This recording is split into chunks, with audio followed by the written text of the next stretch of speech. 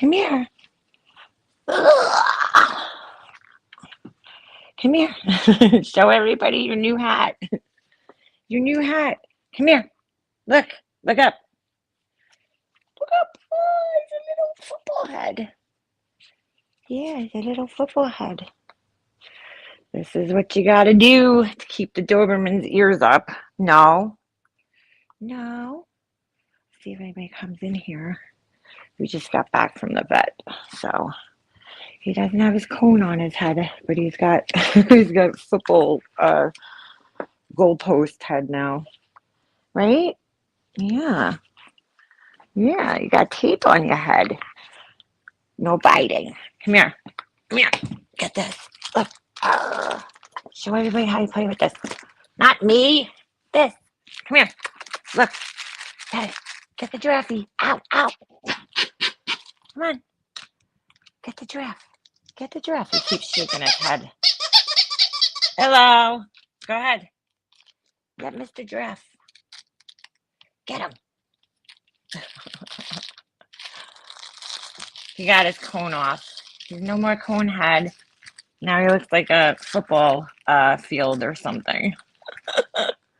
It's so funny. I feel bad. He keeps shaking his head because he's like, what the hell's going on here? His ears are all nice and healed up, but oh, he's got his bone. Show everybody your bone. Oh, ooh, he threw it. He's real bad today. He's so cute. What the heck? Is that? How did you make your name upside down, Alicia? What the hell? That's so funny. I'm so bored.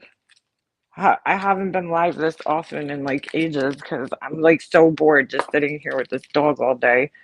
Puppy breath reminds me of coffee. He don't have it. He don't have puppy breath. I have a picture of him without the tape on. I was able to get a little picture. Boy, did he have some dandruff under that cup. The thing was like flaking all over the place. Come here, buddy. Show everybody. Show everybody how handsome you are. Ow! You want to show people how you bite me all the time? He's been up since 5 in the morning, dude. 5 in the morning. Good thing I went to bed early last night because I'm tired. 5 a.m. Thanks, Bex. I don't remember where I got this. I honestly don't remember. I might have bought it at like Target or something. I forgot. I like never wear t-shirts, but I just grabbed it this morning because I like ran out of the house to bring Jesse to camp. So I was like, whatever, I'll just throw a t-shirt on. I don't care for the way I look in t-shirts necessarily. Yeah, he got up early today. I was like gonna kill him. He was like biting me. I'm like, go back to sleep. Look how cute he looks though. With his little thing on. If you're not into Doberman ears being cropped, don't come in here because this is what's going on. Stop eating my strings. No, no, no, no, no, no. He really likes these strings on my pants. Come on. Here, bone. There you go. Eat that. Look at his little football head. He looks like a little like a goalpost now. So we only have to do that for 6 to 8 weeks, and hopefully his ears will stand up on their own. So crazy. I never knew that they did this until we had him. All right, you're biting me too much now. I don't want to play with you. All right, I'm gonna turn my camera off. I never knew it. Can I make and put a towel down the side of your sofa? It will be super dirty. Yeah, it's already dirty. Pugs, it needs to be washed. Our couch from Snoop, between him and Snoop, forget it. Forget it. I might as well get like plastic sheets like the old Italian ladies. Yeah, the nipping is not fun, girl. I'm like, could you stop biting me? I mean, at 5 o'clock in the morning, I was not about that life this morning. I was like, go back to sleep. I don't know why. The first week he was sleeping pretty good. And then, he decided like the last 2 days, he's like, yeah, I want to play at 5 o'clock in the morning. I'm like, no, like literally 5 on the dot, he gets up. And I'm like, that's because I think the breeder was feeding him at 5 in the morning. I'm like, are you kidding me, dude? We're going to have to like do something about this. But his legs are long. He's going to be big, and he's got big paws. So it's like so crazy. It's like they shrunk him. who's what was that movie? Honey, I Shrunk the Kids. It's like Honey, I Shrunk the Doberman. Honey, I Shrunk the Snoop. He really does look like Snoop. But I feel bad with the tape on his head, but it's only for a couple weeks, and then hopefully his ears will stay up. That's the whole goal. So they charge so much money. It was $60 just to tape the ears, just for the first time, and then after that, it's less. But I'm like, damn, like literally, she took like this rubber cement that's they use for colostomy bags, it's medical grade rubber cement. It's not like the kind you use when you're in like third grade. But they take that and then um these little like foam like tube things, whatever, that's wrapped with tape, and then they just put that in, they kind of like glue that in the ear on the inside, and then from there they just wrap it around and that's it. And then they kind of tape it together. They build like a little uh bridge. What are you doing? You better not go peepees in there. Get out of there, you little sneak. Come on, you want to go out? Hey, Romad, you want to go out in the back? Oh, you're gonna lay down. All right, good. Lay down. Yeah. So that's it. So hopefully you have to change the tape once a week, and then hopefully in 8 weeks he'll have regular ears that'll just stand up. Because I do feel bad about it, but my puppies will nip me with those sharp teeth. I know they hurt so bad, those little teeth. Sometimes they get you real good. He's got a strong jaw too for a little puppy. That's only, what is he? 8 weeks, 9 weeks now. He's pretty strong. They gotcha. I always called my dog Bat Dog because her ears were so pointy cute. I had a dog like that. I had the mini pincher, and her ears looked like bat wings. His are long, they're longer crop. Even Snoop's ears, when his ears were cropped, his were shorter a little bit, which I kind of like the medium. I don't like them too short and I don't like them too long. Some people do them like super, super long and they look ridiculous. She said it's a moderate crop, so I'm gonna assume that's medium. They look taller like that. They're not that, his ears aren't actually as tall as the thing is on his head right now. But I'm just glad he doesn't have the cup on his head. Puppy teeth are killer in 8 weeks. I know, girl. I was like, me and my husband were looking up, like, what's a Doberman look like at 6 months? They're like almost fully grown it. And it's just crazy how fast they grow. I'm like, I'm not going to be able to carry you for much longer. He's already getting heavy. So at least he has his shots now and he's good. The girl's saying that he has to go every like 3 weeks for booster shots. I'm like, I never heard of that. I don't know. Maybe do they like change this shit all the time or what with the dogs? I swear to God, I never heard of that. But maybe because when I got Snoop, he was older and had already had some shots. And she said up until they're like 16 weeks. I'm like, what? I'm like, that's crazy. I never heard of that. Or something like that. I don't know. Maybe she said, I forget. Congrats on being liberated from the cone. Yeah, so he's not a cone head anymore. He's just a he's just a football goalpost head. Hey, hey, hey! Stop eating my mat, you girl. I'm like, what did I get myself into at like 5 in the morning? I was like, what did I get myself into? My life was so simple. I'm like, oh my God, this is so hard. I forgot how hard it was. You just got to push through it. It's such a short time once they're trained. Like Snoop was like the easiest dog, even though he was a pain in the ass. He was easy as far as like once he was trained, I didn't have to worry about him chewing anything. I didn't have to worry about him peeing in the house. Like he was good to go. He was a really good dog, even though he was a pain in the ass because they have to be right, next to you. I see you peed on here. I see you did a little pee-pees in your crate, huh? I don't like that. I don't like that. So, anywho. So, all right, dude, I'm watching.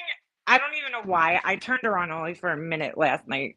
I was bored. Tracy, and she's calling. I catch, like, I have a good, I don't know, sense where sometimes I just land in the right spot on a live, and I land on the spot where she's calling Starlight a fat ass.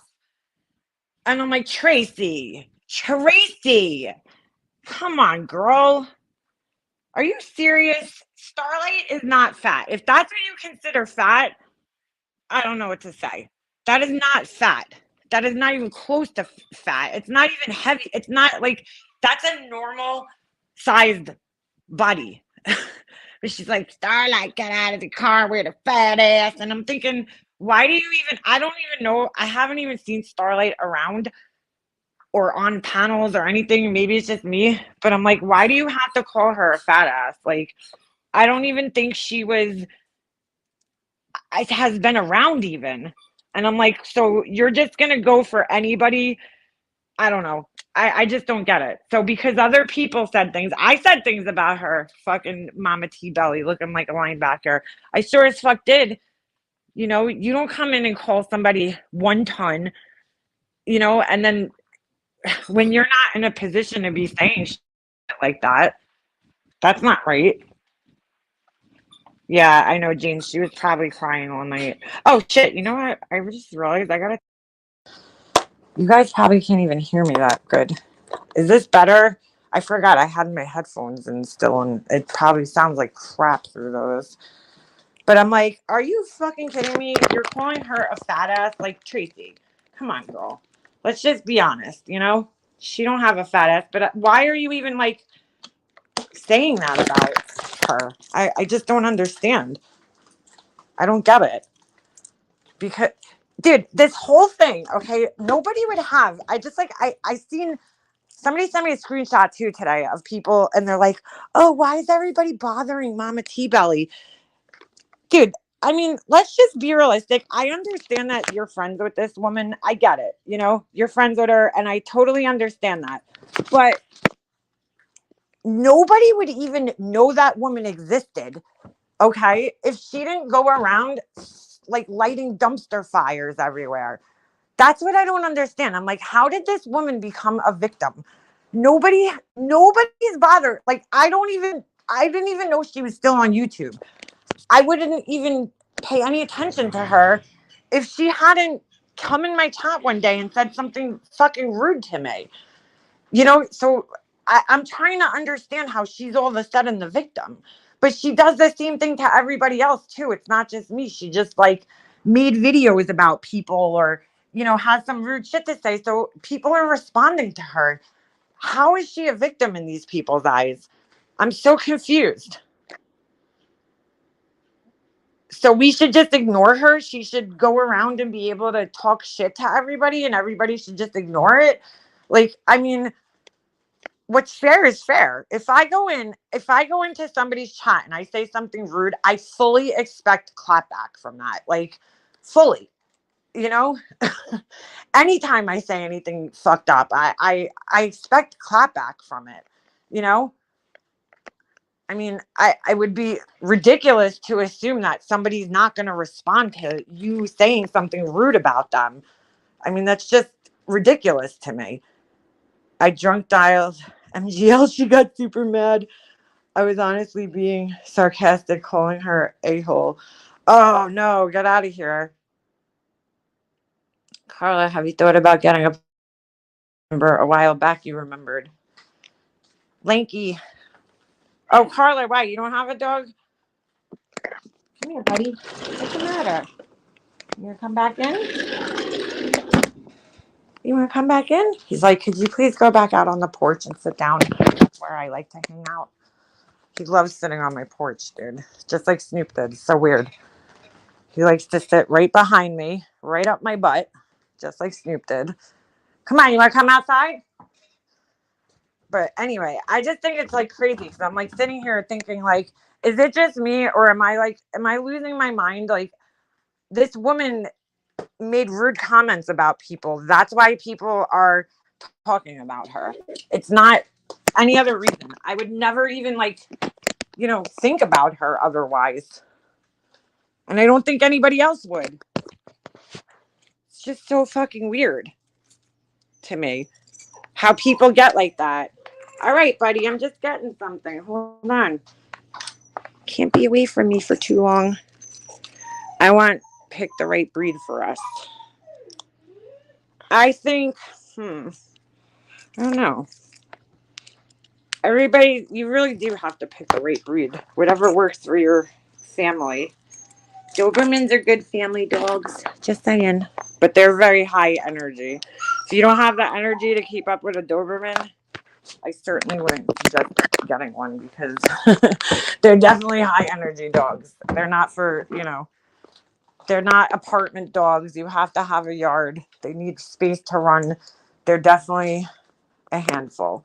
And if you're not like into having a dog that follows you everywhere and cries when you like aren't in the room, then you definitely shouldn't get a Doberman because they're called Velcro dogs for a reason. Very needy. Very needy. I had one dog when I was younger and she was part collie and then I don't know, she was mixed, so I don't know what else she was. Whatever got into my backyard basically. But she was needy. I mean, she was a needy dog. I thought she was a needy dog until I had Snoop. And then I realized, oh no, she was nothing. Snoop was needy. I mean, he was like needy. I couldn't even turn my back to him. If I turned my back, he used to snap at me, like not bite. He used to do this like thing where he did you just are you serious, dude? What are you doing? He just peed again. What the hell's going on here? He's getting mad at me. Snoop used to do this thing that he would snap at me like his teeth. He would chomp his teeth. No, don't go near that. He would chop his teeth to get my attention. If I turned my back, like literally, if I was cooking or just making toast or something and not facing him, he had to have me facing him. That's how needy he was. So yeah, they're definitely needy dogs. I would not suggest one if you're not into that because it could get annoying, to be quite honest with you. But it is what it is. I'm used to it. I dealt with it for 12 years, so almost 12 years. So all pups from the working breed need a lot of exercise and stimulation. Yes, that's exactly what it is. They could get bored very quickly, very quickly. At least you didn't call her a-hole. I joke sometimes, but obviously not in good taste last night. Mixed with a few beers. What happened though? She answered. Was she like fuck you or? I saw a clip of her this morning. I think it was on Savages, and she's like, "Dude, I just like it. Really bothers me how these people look at these cases as money makers. It really, really bothers me. These are people's fucking real life, man. Like, and she's talking about the case as if like." She's like, oh, the Dylan Mounds case, that's the real money maker right now. Like she's trying to make it like whatever she's talking about. I don't know what case she's covering. They said what some YouTuber, and the guy died or whatever. He did the S word, and uh, she's like, this case isn't the money maker right now, and I'm thinking like, just fucking, I don't know. That makes me so goddamn uncomfortable. So uncomfortable. That's not what, like, it kind of makes everybody else look bad when she says things like that because it's like, oh, so, that the other people in this community are only in it for the money. Like, is that what you're telling us? Because it sounds that way. Which we know who's in it for the money and who isn't. And I mean, in one hand, you have to appreciate the honesty and be like, you know what, at least she's honest about it. But the other hand, it's disgusting because it's like these are people's real lives and tragedies that they're going through. She was a whole ass hypocrite. Yeah, she's always a whole ass hypocrite. But I'm like, dude, you make tons of money off these cases. Like, I just can never bring myself to do that. I just can't. Like I said yesterday, like at this point, YouTube for me is just, I come here to bullshit with people and talk to people. It's what I come here for. I'm not looking to be the next big YouTuber. I'm not looking to make money. It is what it is. I make videos every once in a while, entertain people and shit, whatever, DIY videos. But like, I don't even have the drive for it anymore. I got so much other shit going on in my life. I don't even have that same drive that I had like years ago to like want to make a YouTube channel. I don't know. My priorities changed, I guess. Can't watch cash grabbing, victim bashing pieces of shit. No. I just don't get it. I'm like, where's the empathy? Where's the empathy for these people and what they're actually going through? Oh, God. God forbid. You know, I just like, you have to think like, what if this was one of my family members? How would I feel if people were doing this to me? You know? And like, you don't have a choice. You just don't have a choice. She fainted again. I don't know. I don't watch her. I just saw like a 5-minute clip saying people are jumping on a case after she did the hard work. Didn't she do that with Summer Wells? She used Tiffany to gain all the info on Summer. Yeah, pretty much. What hard work is she doing, though? That's what I want to know. What work are any of them doing on any of these cases? That's why, like I said yesterday, Adventures with Purpose they're the only people that could really, really say that they work on cases because they're actually out in the field, you know, boots to the ground, well, flippers to the water, and fucking, you know, actively searching for people. Like, they're the only people who I feel could legitimately say that they're actually doing something to help the case. You know, I guess if you want to look at spreading awareness, sure, that's, you know, that helps, right? But I mean, only so much. It helps when it's on the news, right? Because the news is something that everybody watches. On YouTube, there's only a certain amount of people that are watching, and it's only in a certain genre of people. So how much could you really spread on YouTube awareness about these cases? You know what I'm saying? Like, the whole true crime community is aware of the cases. You're not really spreading the awareness past people that don't have an interest in this kind of shit. So, I mean, that excuse is kind of not working anymore. It could only be so much that you're spreading awareness. Hold on, buddy. I'm trying to look for my coffee. I don't know where I put it. I just put my coffee down and I can't find it now. Like, how do I do that?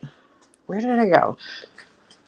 I'm sick of these desperate weirdos making a mockery of victims. It's really gross. Putting together some apple limbs and stuff to burn and make potash for my veggies. Girl, you want to come over here and cook? I don't know what the fuck potash is, but if it contains potatoes, I'm in. I'm in. Where did I put my coffee? Holy shit. Hard work is e-begging and traveling to Tennessee while we sit on our asses. I mean, I don't know. I don't know. I just don't get it. I'm in and out. I have 100 and yeah, you got, oh, there's my coffee. I forgot I went downstairs. Hey, Gray. I try and cover all kinds of cases to at least get it out there. Everyone covering the same popular ones does nothing. That exactly. Exactly. You cover every kind of case, cold cases, new cases, whatever, missing people cases. These people aren't doing that. It's like, how much could you talk about the same case? It's not doing anything at this point in time. In fact, I feel like it's at this point in time turning off a lot of people. The Summer Wells case, it's turning off a lot of people that I don't want to hear about it unless there's some type of update. I don't want to hear about it anymore. I hope Gray, you do know, I'm sure, that when I'm talking about, you know, the true crime, I'm not talking about you in that. You're an actual legit person. I'm talking about the tragedy pimps. You know, you're actually doing work. You know, you help out, you donate. I mean, these people aren't doing that. It's so clear that they're just not in it for the right reasons. Check him out, Gray. He's got a football helmet, goalpost ears right now, but isn't he cute? We just got him. He's like a week old right now.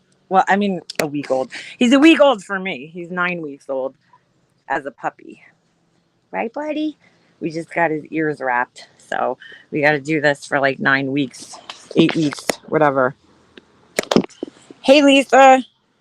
Long time no see. I'm tired of hearing about Jody Sue on every channel. It's beating a dead horse at this point. Let law enforcement deal with her. That's, dude, I couldn't have said it better. I couldn't have said it better. This is the whole thing. These people think that they're like, that law enforcement isn't looking into all these different avenues and people. And you know what I'm saying? Watching them and watching their activity on social media. Like, it's just crazy to me that they think that that's not happening. He looks like a prince with a crown. He looks so silly. I should paint them red, chick. That's actually a good idea. Back in the day, before TV had true crime shows, there were two true crime magazines like Startling Detective, True Detective. And yeah, and that's, it's just so different. I don't know. It's disgusting. Don't even know who Jody Sue is, or is this the vegan lady with the dead husband? Jody Sue, I guess, was a neighbor. I don't know the whole story. I just know that she's somehow involved with the Summer Wells case. I think she was a neighbor, if I'm not mistaken. You know, people are showing her text messages, and I mean, giving me a break already. For fuck's sakes. I know. I see her name in every, like, I just skip right over it. I don't even want to see it. I don't care. Do not fucking care. I've always loved true crime. Me too. Love when the bad guys get put right. Shit, I used to watch Cops when I was young, and I watched, yeah, I always watched Dateline, 48 Hours. This is like crazy the way social media has just taken these cases. I know in some cases it could help, but like this is like a whole new direction that I just don't think anybody ever expected for it to go in. You have all these con artists like this PI guy coming in, and you know, all these different people that are just trying to cash in on it basically. And it's fucking gross, man. I just like, how do you have that in you? Like that guy, the private investigator guy, Jim. How do you have that in you to solicit a family during one of the most vulnerable times? You know, like just to, I don't know. I just don't know how you prey on vulnerable people when they're going through something like this. With, you know, and when you're in a situation where like you lose hope, or you know, it's so easy to fall victim to shit like that because you're so vulnerable, you know. And it's like somebody's missing, you'll do anything. Any one of us, if our child was missing, would go to the earth to help find, you know, do whatever we had to do to find our kids. You'd go broke trying to find your kid, you know. You'd probably sell your house, like whatever the fuck you had to do to help your kid, you know, locate them, you would do it. And then you have these people coming in there promising them the sun, moon, and stars. I mean, I heard something where he was promising people within 48 hours he'll find their family member. That's like fucking impossible. Impossible. If the police can't do it, what makes you think this guy's going to? You know? I mean, that's why I guess you have to respect adventures with purpose. They always go in um saying that, you know, they might not find the family member. They don't promise anything.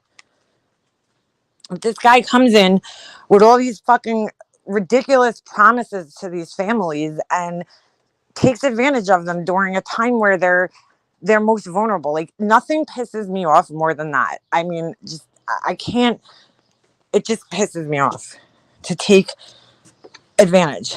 Oh, he's a total clown. I saw him, Gray. I saw him, I think it was on Molly Golightly's channel, and I don't even remember what case it was. It was a long time ago. And all I needed to do was listen to him talk for 5 minutes. And I'm like, this guy is completely full of shit. Like car salesman, you know, used car salesman fucking vibes right off the bat, just from that guy. His whole, the way he talks, his arrogance, um, I don't know. He's like pompous. I don't know if pompous is the word. He's just arrogant. He's very arrogant. And like right away, I got bad vibes off that guy. You could just tell. And yeah, that's exactly what they're doing it for. They're doing it for the views and the subs. Keep having him up over and over again. I don't even know why does he get views? What made this guy even popular to begin with? Like, has he ever actually accomplished anything? He was on my show 2 years ago and I was polite, but after the show I was like, wow, he is a car salesman. Didn't agree with anything he said. I heard he was on your channel and hasn't been back. I was shocked, literally shocked the other day when Scott Reich had him up. I didn't watch it. I saw that he had him up though, and I was like just shocked because I just couldn't believe like he can't see through this guy. Like I just don't. Oh, so great. That's the case that I guess he worked with Adventures with Purpose with the guy Jared and apparently owes them like $20,000 or some shit like that. I don't know the exact amount, but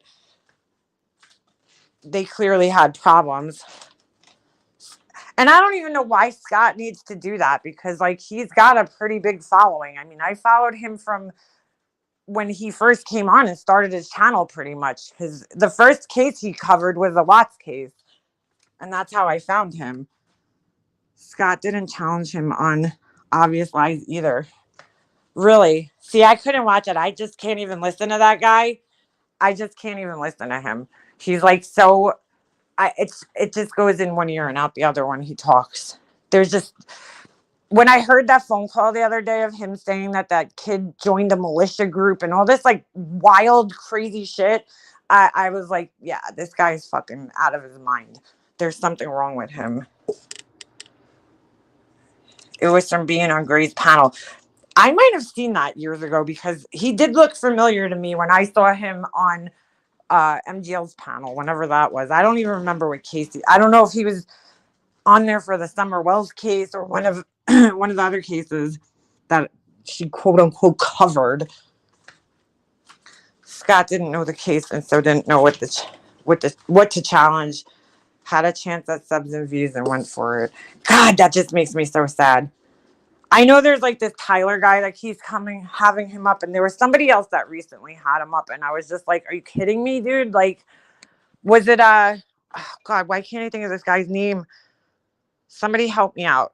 It was a big creator. I can't think of his name off the top of my head for some reason. Jim Jones drones on, and I instantly tune out. Yeah, he just gets into like way too much detail, and like that kind of shit just right away sets off alarm bells in my head. When somebody's just talking and talking and talking and they don't really give another person a chance to interject, it shoots alarm bells off. Jim's a one horse pony. He's a con. He's not even a real, like here in New York State, which I think it should be like this everywhere. Here in New York State, you have to be like retired law enforcement to be a private investigator. So, and then you have to go through like an apprenticeship for quite a while too before. So you have to work under another private investigator for whatever amount of time it is before you could even get a private investigator's license. But apparently, wherever he lives, is it Mississippi or something, or Florida, whatever it is, you just need a business license. So pretty much any Joe Schmo can call themselves a private investigator. He will create a YouTube channel, instantly get thousands and thousands of subs and views. People like watching and supporting train wrecks. I said that yesterday, Gray. I said clearly on here, you have to be a train wreck. Like, I'm just not willing to do that to myself. I'm not willing to sell myself to the devil, basically, to be a YouTuber. I mean, there's people on here that are legit that, have gained an audience from just being good people, and putting out quality content. But the majority of the people, if you really think about it, that are popular are train wrecks. And that's why they're popular, because people enjoy watching that. They just do. What kind of heartless asshole disparages, yeah, victims' families? Exactly. That kind of asshole. That kind of asshole. Everybody had him up, you know? Everybody's like, just let me get a piece. I think that's what he's doing personally. I think he's campaigning to start his own YouTube channel. I think that's why he's been on every panel he could possibly be on, getting as much exposure as he can. So the day he hits that button and creates that channel, he's already like, he'll be monetized within like a few hours. Because here's my other thing with him, right? First of all, a private investigator, any investigator for that matter, if you're actually investigating something, you don't show your cards. You don't give out information. You keep it close to the vest because that's how you solve crimes. This guy's on every channel blabbing out everything that he supposedly found or figured out or whatever. The other thing is, if you're really, investigating this, why, like, how do you have this much time to be on all these panels? I mean, it's not like he does like one panel. He'll be on like 4 or 5 panels a day. So how do you have that much time to do all this? People claim they don't, but end up watching even if they don't like. And I'm guilty of that. If you put out sensationalistic stuff, just hard, cold case facts, people don't watch looking for the quick fix. You're so right, because I've watched like people like, let's just say Judy Ron, or even you, Gray, where you're talking about a case that not everybody's following, and you have your loyal subscribers that are going to be there no matter what. I don't follow every single case, but if I want to find out about a case, the first thing I'll do is watch, some type of documentary or news report on it. And if there isn't one, then I'll watch other people. I mean, and there is good people out there who just give out information and that's it, and I respect that. It's when you start interjecting so much of your, not even opinion, but, just theory, and getting like carried away with it, that's when it starts to get sensationalized. Like, I learned my lesson with the Chris Watts case. I don't want to be part of that ever again. I don't want to be part of that type of group where people are just spinning out of control with these theories and all this shit. Because, like, look what it does to the family. Jim's biggest fan is Jim. That's so true. So true. He really is. I mean, he talks more about himself than anything, from what I've heard. I can't really listen to him, but my classmate and friend went from sheriff's office to PI for FA office here. I can't see him ever acting. No, nobody would. The whole point of being a private investigator too is to kind of keep a low profile. You don't really want everybody knowing who you are, what you look like. I remember when I did watch the other day, I think he was on Laura's panel, and he's like, yeah, I wear this hat so you guys can't see the color of my hair. And I'm thinking, are you fucking kidding me, dude? I don't know if he was joking, but he's like, I don't want people to know exactly, like, things about me. Like, do I smoke? Do I not smoke? Do I wear a hat? Do I not wear a hat? Do I have hair? Am I bald? And I'm thinking, dude, everybody knows your name. They could just Google your ass. Like, what are you talking about? But I would think personally, as a private investigator, you'd kind of want to keep that on the down low, not let too many people know. I don't know. That's what I'm saying. Everything about this guy just puts off red flags for me. There's nothing legit about him. But people fall for that shit. His voice is, I hear Charlie Brown's teacher when he talks, to be quite honest with you. It's like, like, it's so monotone and just weird. No inflections in his speech. It's very strange. I'll stick to learning how to grow my garden better or recipes on YouTube. I don't believe much more of anything else on here. I'm just like I actually got to a point where I was like done with like true crime for a while, that I was like, I don't even want to fucking know about any of these cases, you know? So now I keep it very limited to what I do follow, because there's so much false information out there. It's disgusting. Yeah, he's a con.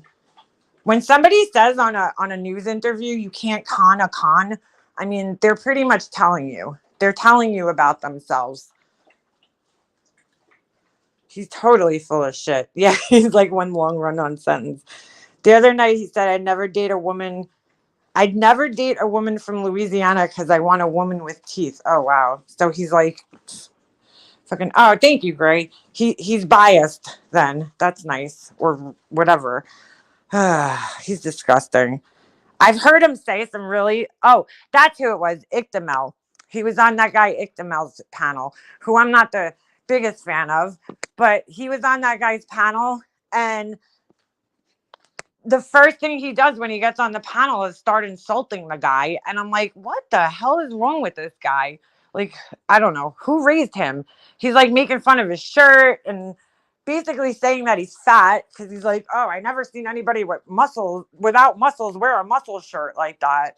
And I'm like, oh, all right. Like, that's how that was his introduction. That's how he came onto this guy's panel. I'm like, that's so rude. I like, what is wrong with this man? He's like giving you a platform, and that's what you do. Yeah, I agree, Gray. He doesn't really vet people too well. That's why I'm not really a big fan of his, because he admittedly did it. This is like, why would you do this? Well, same with Scott Reich, I guess, right? Why would you have somebody up on your panel to talk about a case that you don't even know anything about? Wouldn't you do your research first and then talk about the case? Like, that's like being a news reporter interviewing somebody about a book they wrote and you didn't read the book. Like, how would you know what questions to ask? I don't get it. I just don't get it. But he is like the rest. Did you see MGL last night? Yeah, she's herself is starting to use race. I don't watch her, chick. I don't know what she's up to. Either a sociopath or on the spectrum missing social cues. I think sociopath is probably more like it, considering his arrest record of grand theft several times. Yeah, I would say he's probably on the sociopathy uh, scale. They're con artists. Most sociopaths are con artists. I mean, that's like their thing. That's what they do. He's just totally. And the really crazy part about him is that he knows that people think that about him, and he like still goes about his business. I saw him on a clip of him. He's like, oh, you know what I think about that, on somebody's panel, and he writes "fuck you" on a piece of paper. And I'm like, oh, this is professional. Like, that's the whole thing. If you really want to be taken seriously as a PI, look what you're doing online right now, dude. Like, it's not a good look. That's so unprofessional. I can't believe people are hiring you. But again, when people are desperate and vulnerable, that's what happens. People like them, leeches, vultures, come in and try to take advantage of people. I wouldn't have that guy on my panel if you paid me to have him on my panel. No, thank you. They calling me white when what? When all I do is help people? Who's calling her white? Did you see that one mother that went in and saved her kids? Are you talking about the video from the Uvalde shooting? Crazy Gemini? Because that shit was infuriating. Fucking infuriating to watch. I didn't watch the whole thing. I saw a clip of it last night, and I had to turn it off. First of all, I have a kid that age, and like, that's the thought of anything like that ever happening. I just don't even want to even bring my son to school anymore. Like, that's so fucking scary. as a parent. I saw a clip where a little boy comes out, I guess, of the bathroom. He looks down the hallway, you know, the shooter walks right past him, um, and you hear him firing off the rounds. Then you see the police come in the building and they're all just kind of standing around and they're not really doing much. They're just standing there, like waiting for him to shoot again. And they all have gear on, you know. I mean, they weren't fully protected, but they had gear on. They had bulletproof vests on. But like that's your job as a police officer, is to go in there, you know, and risk your life. That's what you signed up for. And I was like, oh my God, it's infuriating to watch that. I understand it's scary, but they're kids in that building, children, young children. Ugh, the whole thing just, I can't. It gets me so pissed off to think. I don't know how you hurt kids. I don't know how you hurt children. So fuck that guy. Take your fucking anger out on little innocent children. Like, what the fuck is wrong with you, dude? How do you do, like, how the fuck does that go through your brain to hurt little children who did nothing? Nothing. They're so innocent. I remember I told Hummingbird, I don't know if she's in here. I don't think she is. But I remember it was probably like 4 days after that happened. And I drove my son to school. We missed the bus that morning. And I dropped him off at school in the morning. And I'm sitting there waiting for him to walk in. And I'm watching all the kids, you know, just come in the building. And I just like lost my shit and started bawling in my car. Cause I'm like, dude, like, could you imagine just dropping your kid off one day at school and not knowing that, like, that could be your kid's last day? It's just, you drop your kids off there thinking that they're going to be safe. And that kind of shit could happen. And it's so scary because it's like, you know, they go outside on the playground. Like, what do we have to do? Do we have to build 10-foot fucking walls around our schools now and make them look like prisons? Like, what do we do to protect our children and stop this shit from happening? Like, what is the fucking answer? Ugh, it's just sickening. It's so sickening. I hate that this shit happens in our world. And then, you know what pissed me off even more? When my son came home from school after that, I asked him if they spoke about it in school, and he said no. And I'm like, I don't know. I feel like it's a really important thing for these kids. I mean, trust me, there's a side of me that's like, do I really have to tell my 9-year-old about this? You know, do I have to tell my 9-year-old that this type of evil exists in this world? But the other part is like, I also want my son to be aware and know, because God forbid if that day ever came. That one teacher, that shit just broke my heart, where he lived, he was shot, but his whole entire classroom worth of kids is gone.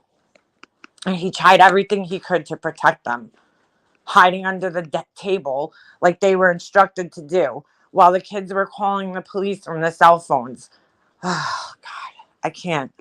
I just can't even fucking think of it. No, they don't do drills, chick. And that's what pissed me off too, because they do bus safety drills, they do fire drills, you know, and it's, unfortunately, they have to do that. And it sucks. I don't want my kid to have to do that. But at the same time, I would like him to be, you know, aware. It's just such a weird thing with kids that age, you know. If it's like a 13, 14-year-old kid, it's a lot easier to talk to these things about. But I don't want to scare my son. I don't want my son to be scared to go to school. You know what I'm saying? I don't want him to be scared. But because it could impede on his learning. But it's just such a hard topic. It's just one of those topics that's like, you don't know, as a parent, I don't know what to do. I don't know how to handle it.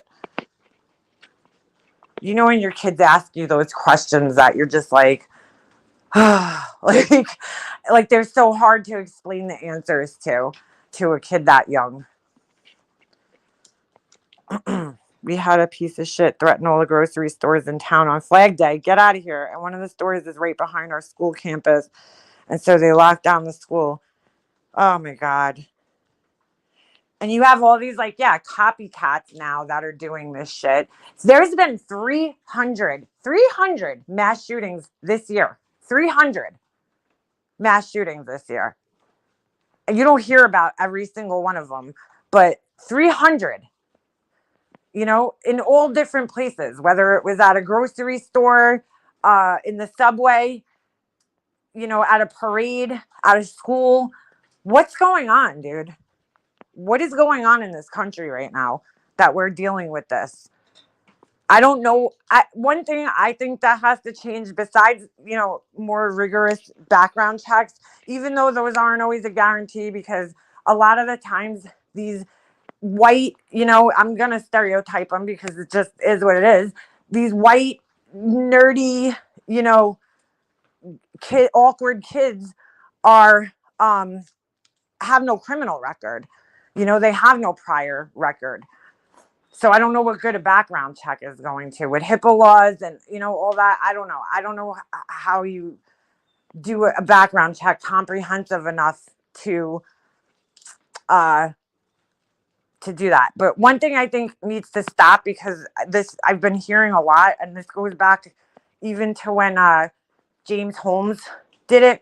Why are you able to, like, order parts for guns online?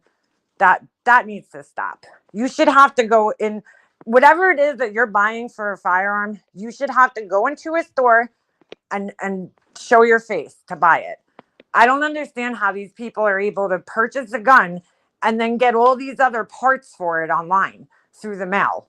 Like, and so that they can make a gun more powerful through the mail. Like, no, you should have to walk into a store. I mean, then again, I've said this before. I don't know why a civilian needs to own a semi-automatic weapon, but that's just me. Like an AR-15, an assault rifle. Why? Don't scare him, but be honest about the dangers. So many kids in our lockdown were being loud and not taking it serious that it could get them killed. Well, that's the whole thing. It's like I had to talk to him about it, because it's just, I asked him if they did drills. He said no. He did them in kindergarten, which makes no sense, but they don't do them in elementary school. Might be something to bring up at the next Board of Education meeting, I guess, right? Read the new gun law passed on the 11th. I can't read it right now. People are more worried about their rights than their children being killed in schools. That's what bothers me, Beefers. Like the whole Roe versus Wade thing. I'm like, why are we visiting this? Not for nothing. Why are we more concerned with babies who haven't even been born yet? But we'll talk about that all day long, right? And we'll revisit that. But nobody wants to touch, the guns. Nobody wants to touch that whole issue. It's like such a sensitive topic in our country for some reason, because it's like, we'll take away a women's rights, and protect babies that haven't even been born yet. But, like, what the fuck are we doing to protect the children that are here, that are getting shot up in their schools and at parades and shit? What are we doing? Because it's like we're scared to talk about that, I don't understand why that right that we have to bear arms seems to, like, supersede every other right that we have in our country. Seems to be like the most important right to a lot of people in this country. And it's just kind of weird because, if you think about it, at the time when that was written, we didn't have the same type of guns that we have today. They still had fucking bayonets on their guns because the gun wasn't enough, So it's like the laws have to evolve with the times, just like any other laws have to evolve with the times. But it's like they don't want to touch that law because the NRA is so powerful within our own government that it's like they don't even want to touch it. It's just crazy to me. And there's a lot of people that are gun owners that are very, feel very strong about it. And I understand. I'm thankful that I don't live in an, open carry state, but it still happens here. You know, there was a shooting on the subway. There was a shooting in Buffalo at a grocery store. So, I mean, you could get, you know, guns from anywhere. I don't think they should outlaw them altogether, but the laws have to change. They have to at this point. How many kids need to die before we wake the fuck up? And then you'll have the people that are like, oh, you know, idiots like Marissa, like those are crisis actors. Okay, dude. Tell that to the parents who lost their kids that they're all fucking crisis actors. Keep believing that. So ignorant. I own several guns, but I don't believe people need to have assault rifles. Right. Like I'm not against guns at all. You know, I'm not. I mean, I think it's perfectly fine if you're trained and you have a gun for protection of your home.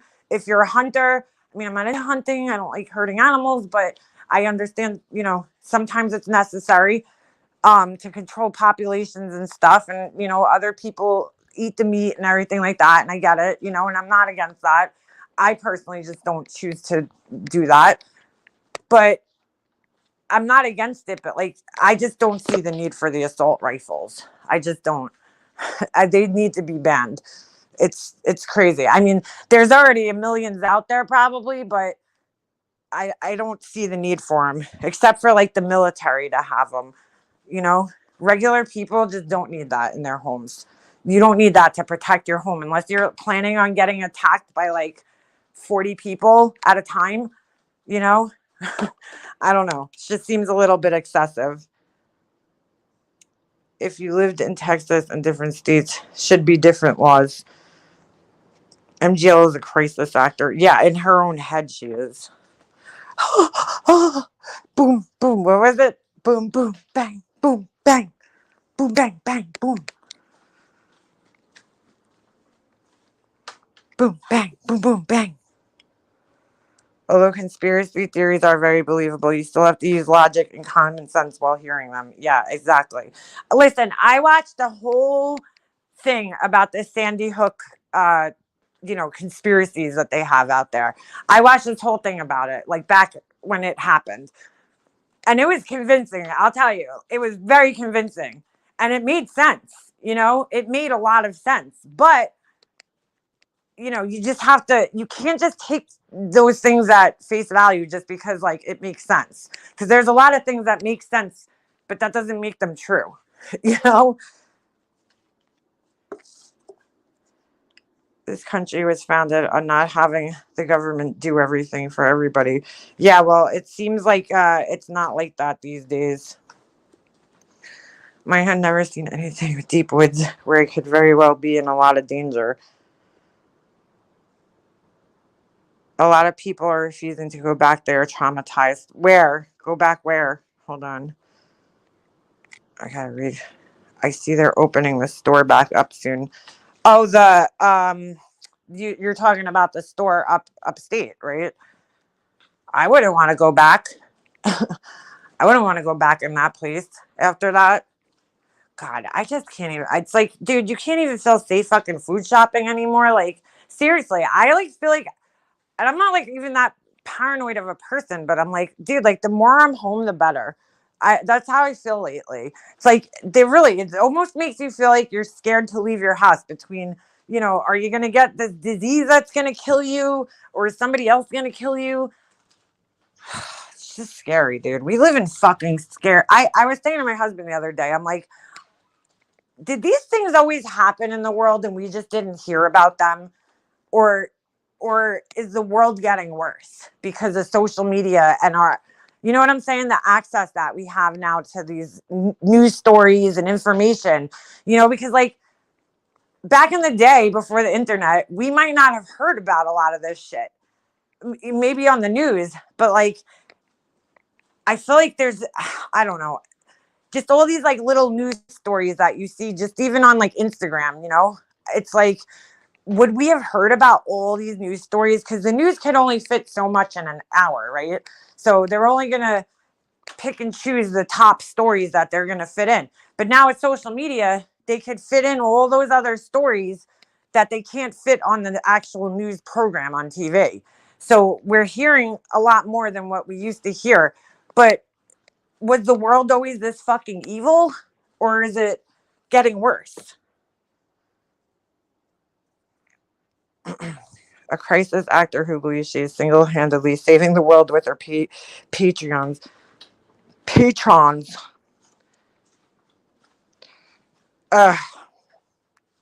I got my conceal carry permit because people need a hero when shit goes sideways. That is true. World is getting worse to me. Too easy for a bunch of crazies to get together and plan these shootings. Exactly. Here, I'll kill the whole crisis actor theory right now. Ready? I'm sure there's scenarios where they have to act out these things for training purposes, but we don't hear about those. But these actual events that happen, like in Vegas, right? The one that happened that they were saying, oh, you're telling me, first of all, I know a girl who was there. This girl that I grew up with my whole entire life was there. She did my hair after high school and stuff. She was there. She was at that concert in Vegas. She's not a crisis actor. I can tell you that. She's not. She's actually one of the nicest people I probably went to school with. But like the crisis actor thing, okay. In this day and age, where are they getting this information? Like Hillary Clinton can't even keep her email private, right? Our president's son can't even keep his email private. Where are these like meetings going down, right? Like where's the information? How do people know to be there at that time? You're telling me in all these years and all these crisis actor things that they've done, right? Not one of them's blown the whistle yet, right? Like, how do they all know to go and show up at whatever place? And like, what are they having, like these underground meetings? Like, there's no paper trail, right? Everybody just psychically knows to show up that day. I don't know. I just like when you think of like what would have to go into keeping something like that under wraps, it just makes it seem really far-fetched. Super far-fetched.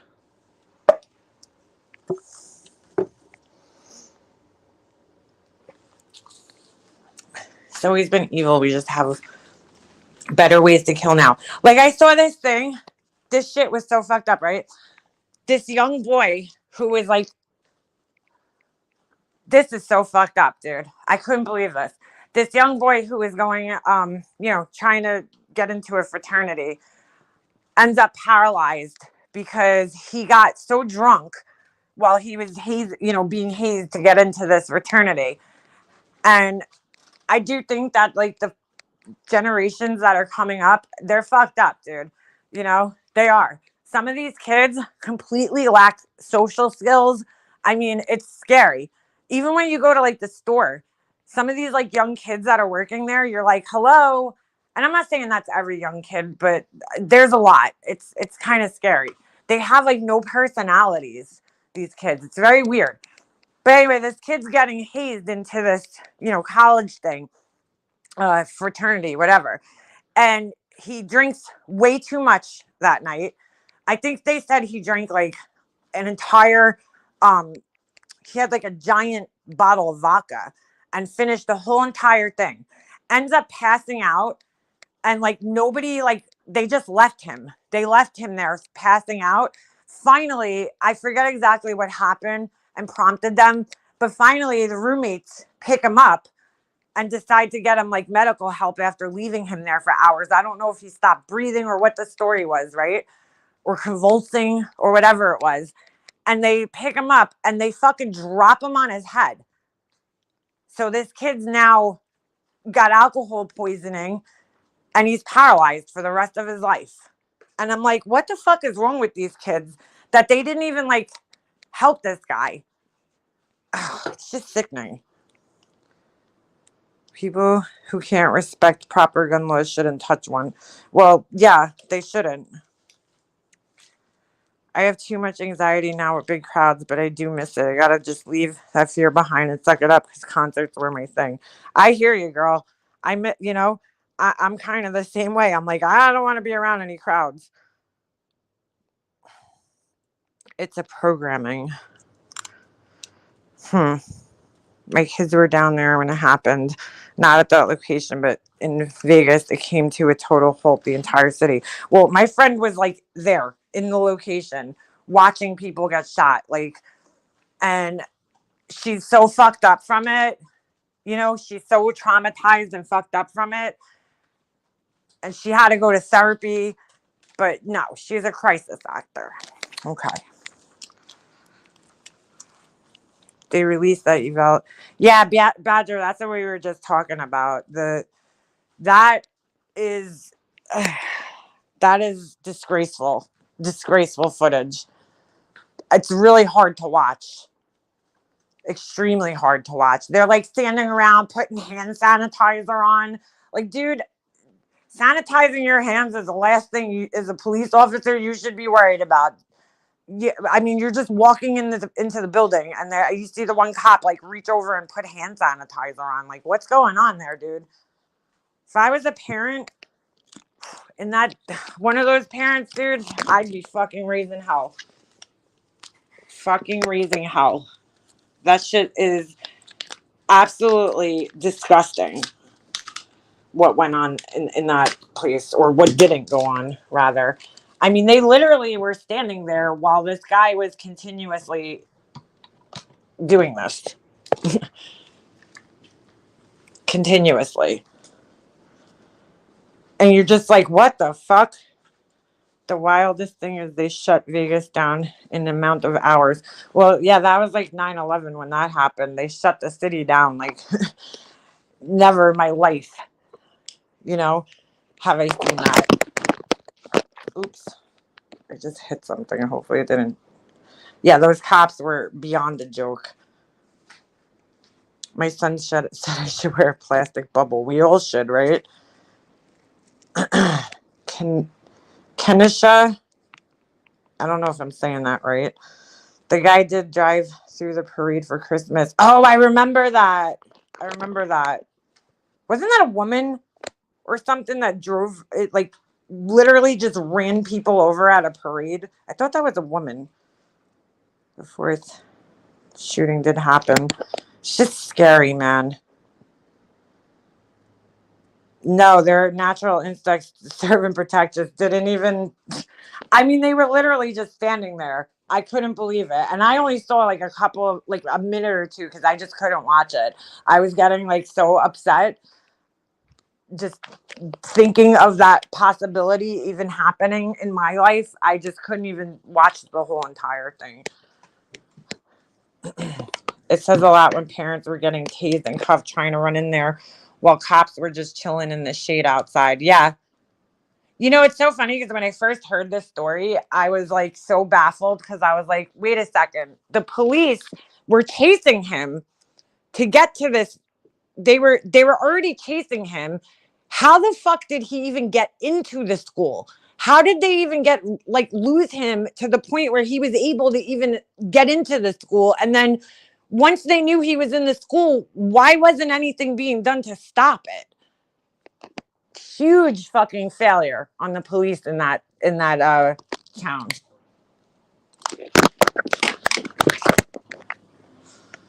I mean, huge failure. Absolute disgrace. I also have a second friend who is LVMPD. Still is, but we're not close anymore. It's so corrupt there. He isn't even fazed by it anymore. It's completely changed him. Is that Vegas? LV? They have lied a lot about so much associated with the whole situation. Wait, which one? If only my child was murdered that day and I knew they did nothing for so long, I'd probably end up in prison or worse. Girl, yeah, I would too. I mean, to see that as a parent, I just can't even fucking imagine. Hold on, Red Room. I'm trying to. Oh, look up Roger Kenneth. He's sorry, my thing wasn't like letting me scroll up. He was one of my heroes and close personal friends. He was former military who helped save lives at Vegas. He's still being tortured by local government for him wanting the truth out. Really? Hold on. I'll have to screenshot that. I believe it, dude. I believe our government's so corrupt, but you know, and I believe it goes all around. I was just talking about this with my cousin too. Because I'm like, they're all fucking corrupt, dude. The whole fucking government's corrupt. There's no party that's worse than the other. They're all fucking. It's all over, dude. The corruption. Police departments. The police department here is probably one of the most fucking disgustingly corrupt police departments there is in the whole United States. Covering up a fucking serial killer investigation. So fucked up.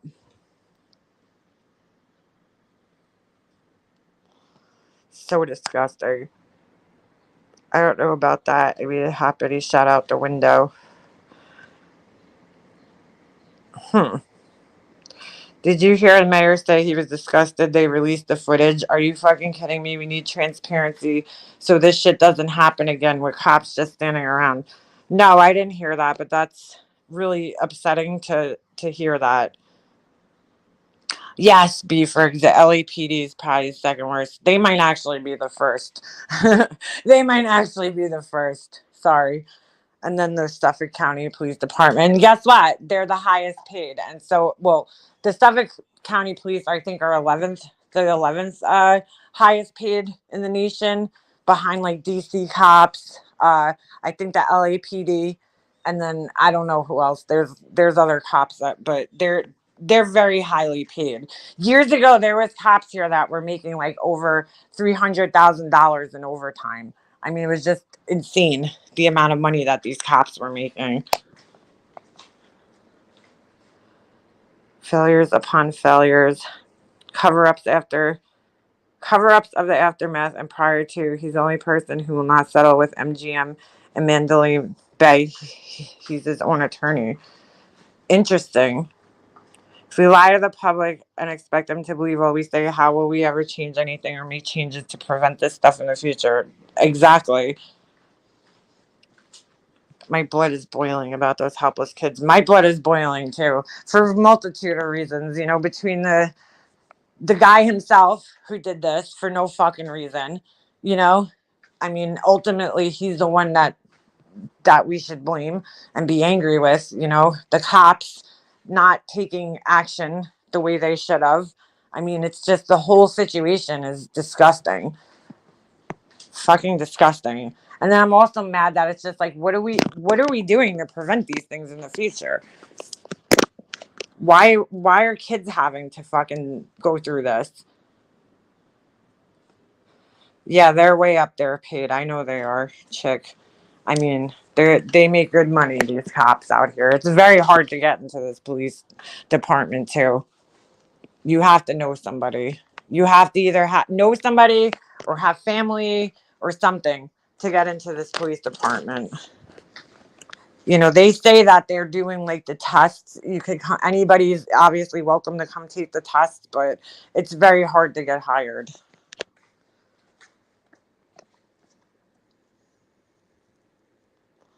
No, it is perfect, nor is any investigation.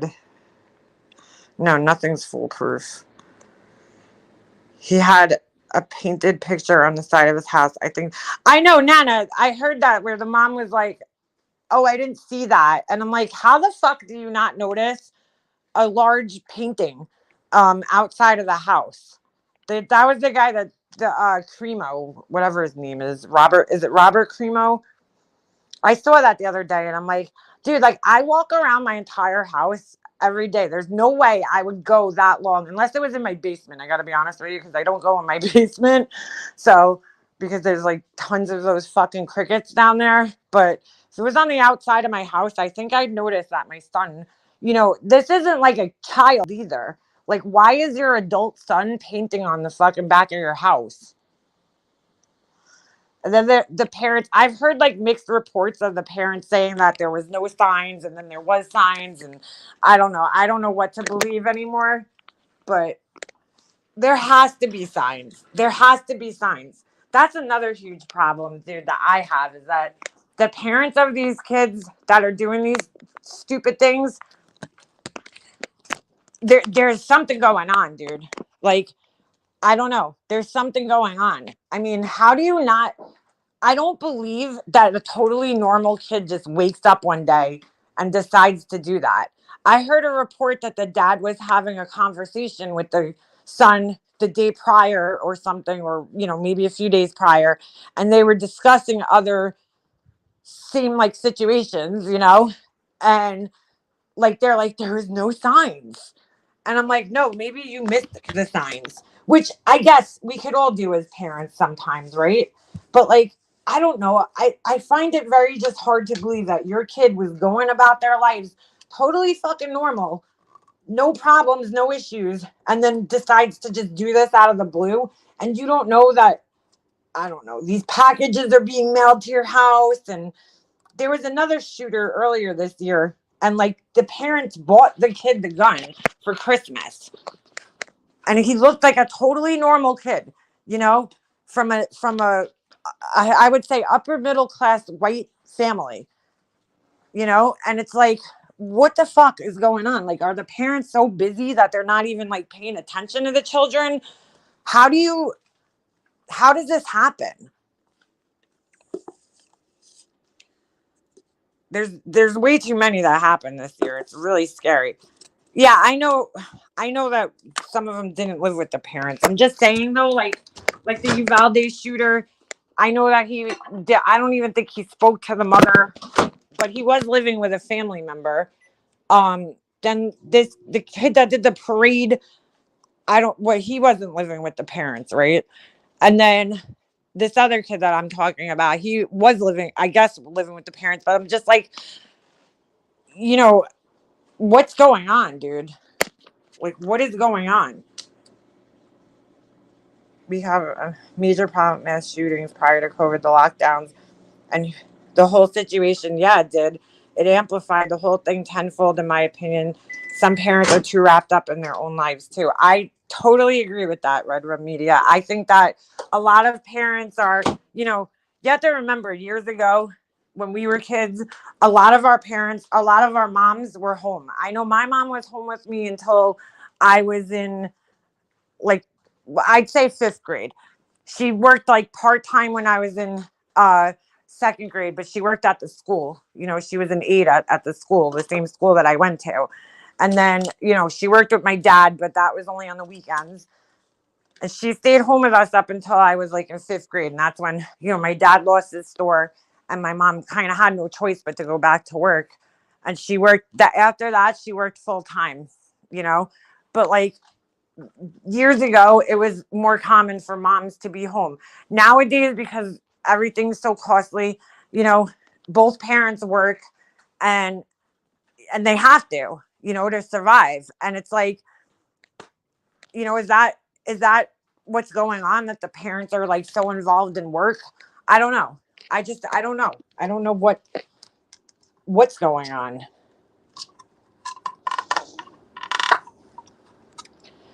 I mean, that's why I'm thankful that I get to be home with my son. At first it was rough, but now, looking back, I'm glad I get to be home with my son. He's 5. I was being set up for training. My mom worked. We had to be responsible and help in the house. Yeah. I mean, my mom, stayed home for a certain amount of time, and then she worked, and then it felt like she was never home. And that's honestly, you start getting into trouble when your parents aren't home. You could find trouble very easily. My mom used to work late, it was like you find trouble pretty easily when your parents aren't home. Before I had my son, he's 5, I was being set up for training for Homeland Security in my state. I wish I could do that now. I just feel helpless, and that was going to be my way to try to help. Damn, girl. Hold on. I drug tested both kids in high school, not because I thought they were using, but to give them a reason not to. Wow, Beefers. I gotta be honest with you, like, I got into trouble, but I think that the thing that saved me was my family. Like, I used to always think to myself, like, because of the way my family was and how close my mom and, her sisters were, you didn't just get, lectured by your parents. I would get lectured by like every fucking one of my aunts and uncles. And I just like, that thought of like letting them down and being like that kid in the family probably kept me out of a lot of trouble growing up. I mean, I got into some trouble, but I don't think it was an abnormal amount of trouble. You know, I wasn't like a problem child or anything, but like I probably could have went down a better path had my parents been more attentive in my life. You know, I was actually just talking about this with my cousin because it's very easy. You know, my mom, once she was working and stuff, my mom was kind of a workaholic. And I remember I used to ask her to come to like my track meets and my cheerleading, and she'd always be working or she didn't want to come. And it's like, you get to a point where I'm like, what the fuck am I even doing this for? Like, nobody's even watching me or cheering me on, you know? So that's why with my son, I try to go to every single one of his hockey games and just be there because I know that feeling of like, what am I doing this for? You know, you just get to a point when you're older, you know, you don't even want to come and watch one. You can't give up. You can't leave work early just one time to come watch a track meet. Like, yeah, it's boring, but you know, it is what it is. But I try to be as involved in my son's life as I can be, just because I feel like that's a huge part in, you know, keeping your kids out of trouble is is you know, staying on top of them and supporting them. And my son could probably, you know, find trouble, I'm sure, but I try to just stay on top of them. Any parent whose kid never did drugs is lucky. Any parent, really. Why do people think you're Benda or Brenda? Brenda as in Corey? People think that. Is that who you're talking about, Brenda? Your kid will always remember you were there cheering him on. I know, we always tell him, we're like, you don't know how lucky you are, because like my husband played hockey his whole life, but his parents couldn't afford to put him in travel hockey like my son is. And like the one thing I wanted to do when I was a kid was gymnastics, and you know, my mom couldn't afford it. So I did it when I was little, but I wanted to continue on. That was like my dream when I was a kid, was to become a like Mary Lou Retton, you know, like I loved gymnastics. I loved it. But my parents just got, you know, it got to a point where they couldn't afford it. And then my mom started working. She didn't really have time. I took piano lessons. I wasn't really into that, you know, after a while. But, oh, Brenda from Making a Murderer. Huh? The wife? I thought her name was Barbara. I don't know. I'm confused. Making a Murderer. Just dabbled in drugs. She learned fast. Not happening. I tossed her ass in a rehab.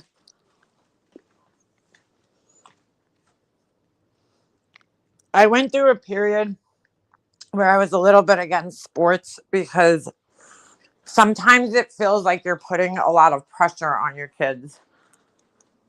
You know, you have to find that help. Not that I feel like I am. I'm just saying, like, I remember my friend that I grew up with, his dad used to make him go out in the backyard, and he had to do batting practice every day before he could even come and hang out with us.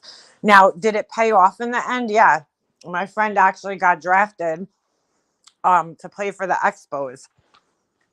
You know, two of my friends that I grew up with actually got, you know, made it to the major leagues. I don't think they ever actually played in major league games. I think one of them might have. You know, it's very hard to actually make it, but they were signed with the Major League Baseball teams, and then played in the minors. You know, one of my friends played in the minors, and to me that's pretty damn good. You know, considering.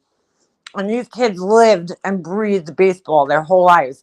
But at times I used to feel like, when did they get to be kids? You know, like their parents put so much pressure on them.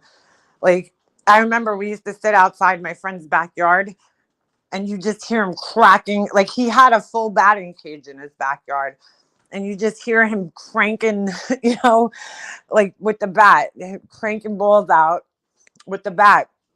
And we'd all be like standing there waiting for him. I mean, he had no choice. He had to come. And I see it at my son's hockey games. Some of these parents are fucking insane, dude. They put so much pressure on these kids. And we don't do that with Jesse. We don't yell at him about, you know, like if he makes a mistake in the game. But trust and believe there are parents that we are friends with that do that shit to their kids. Like, you're not skating hard enough. You know, this is the last time you're coming to a hockey tournament. You know, like, you're done. You're done with hockey. They use it. There's one thing me and Chris agreed on in the very beginning was that we're not going to use hockey as a punishment. Like, we're not going to use it as a bargaining tool for our kid. You know, if he doesn't want to play, doesn't want to play, we're not going to use it to threaten him, even though we know it's something that he loves, you know. And I see other parents doing it and I'm like, you're going to fuck your kids up, dude. Like, you have to find that balance of not putting too much pressure on them, you know, because it's supposed to be fun at the end of the day, especially at this age. You know, when they're 14 years old, yeah, maybe you want to start putting the pressure on them because that's when they start looking at you. You know, that's when they really start keeping a record of a kid that's a hockey player. But at 9 years old, nobody gives a fuck. Nobody's going to look back and be like, oh, yeah, Jesse scored, you know, 8 goals in his championship game. Nobody cares. They don't look back that far. So you have to find that balance of not putting too much pressure on your kids, you know, but also keeping them involved in something.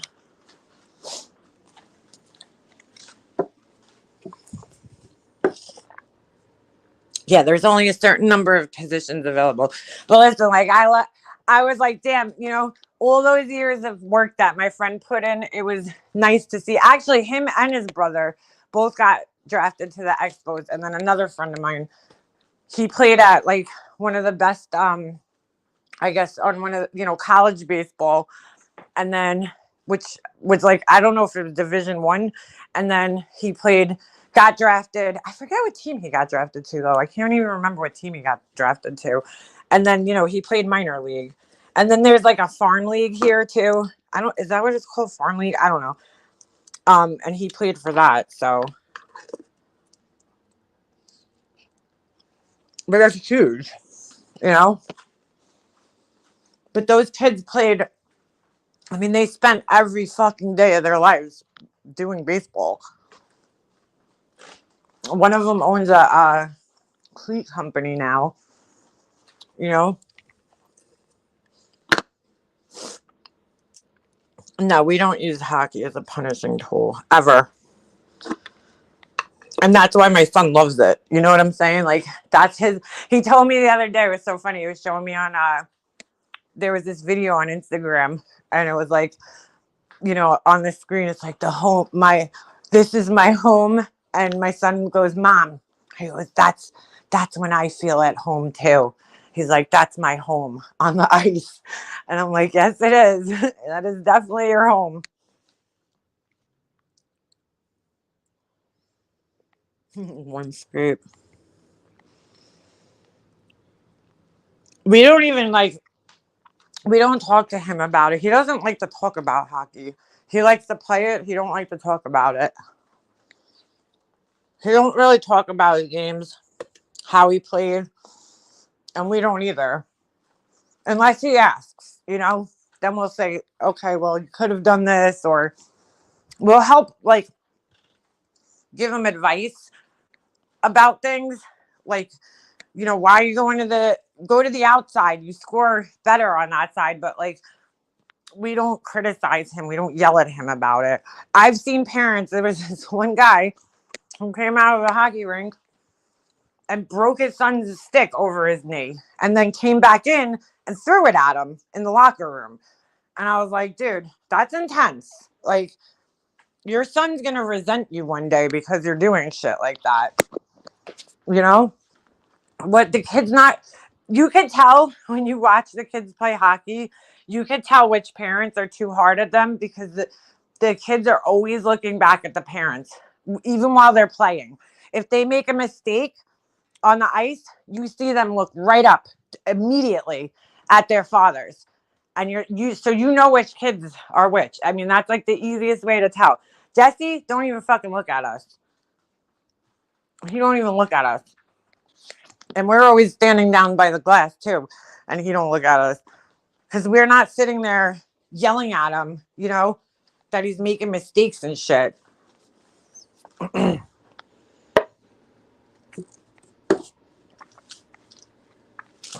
That dad was a giant jerk. We'd bring the kid to our house and feed him. Whoa, what happened? Hold on. Yeah, they'll start hating it. We had a kid on our team whose dad would punish him if he pitched a bad game. What?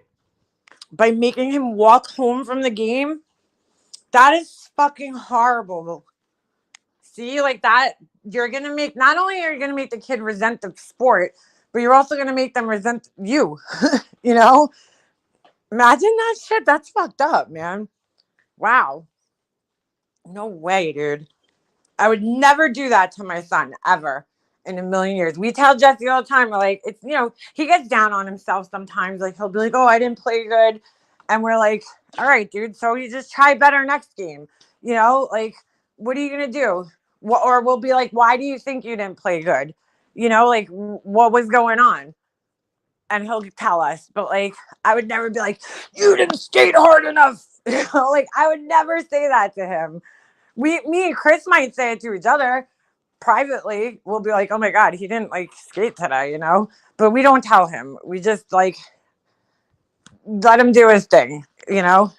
He's not gonna be, you know, he's fucking 9 years old, like at the end of the day. That's what I don't get, man, because some of these kids are only 9 years old and the parents are just so hard on them. And some of them are gonna run their kids into the ground. Like their kids play. I thought Jesse plays a lot of hockey. There's kids that are fucking like, we went to Tampa and that was it for us. We're like, we're off for a couple of months. I mean, he's still at camp, but camp's fun and he loves it. It's not like competitive, so the pressure's not there. You know what I'm saying? There's parents that were going on like 3 or 4 more tournaments after we were done. And they're going through the whole entire summer. And we're like, we can't do that, dude. It's too much. First of all, we can't afford it. But second of all, it's just too much. You're going to burn your kid out.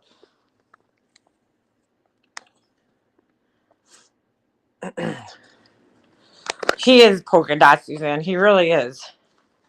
He was a great ball player who ended up hating it. We always say it all the time. Me and my husband are always like, well, this kid's going to end up hating it. And this kid's going to end up hating it because not because of the sport or because of anything that they do, but because of the kids, you know, the parents. The parents are going to, some of these dads are like, I feel like they're like living vicariously through their kids.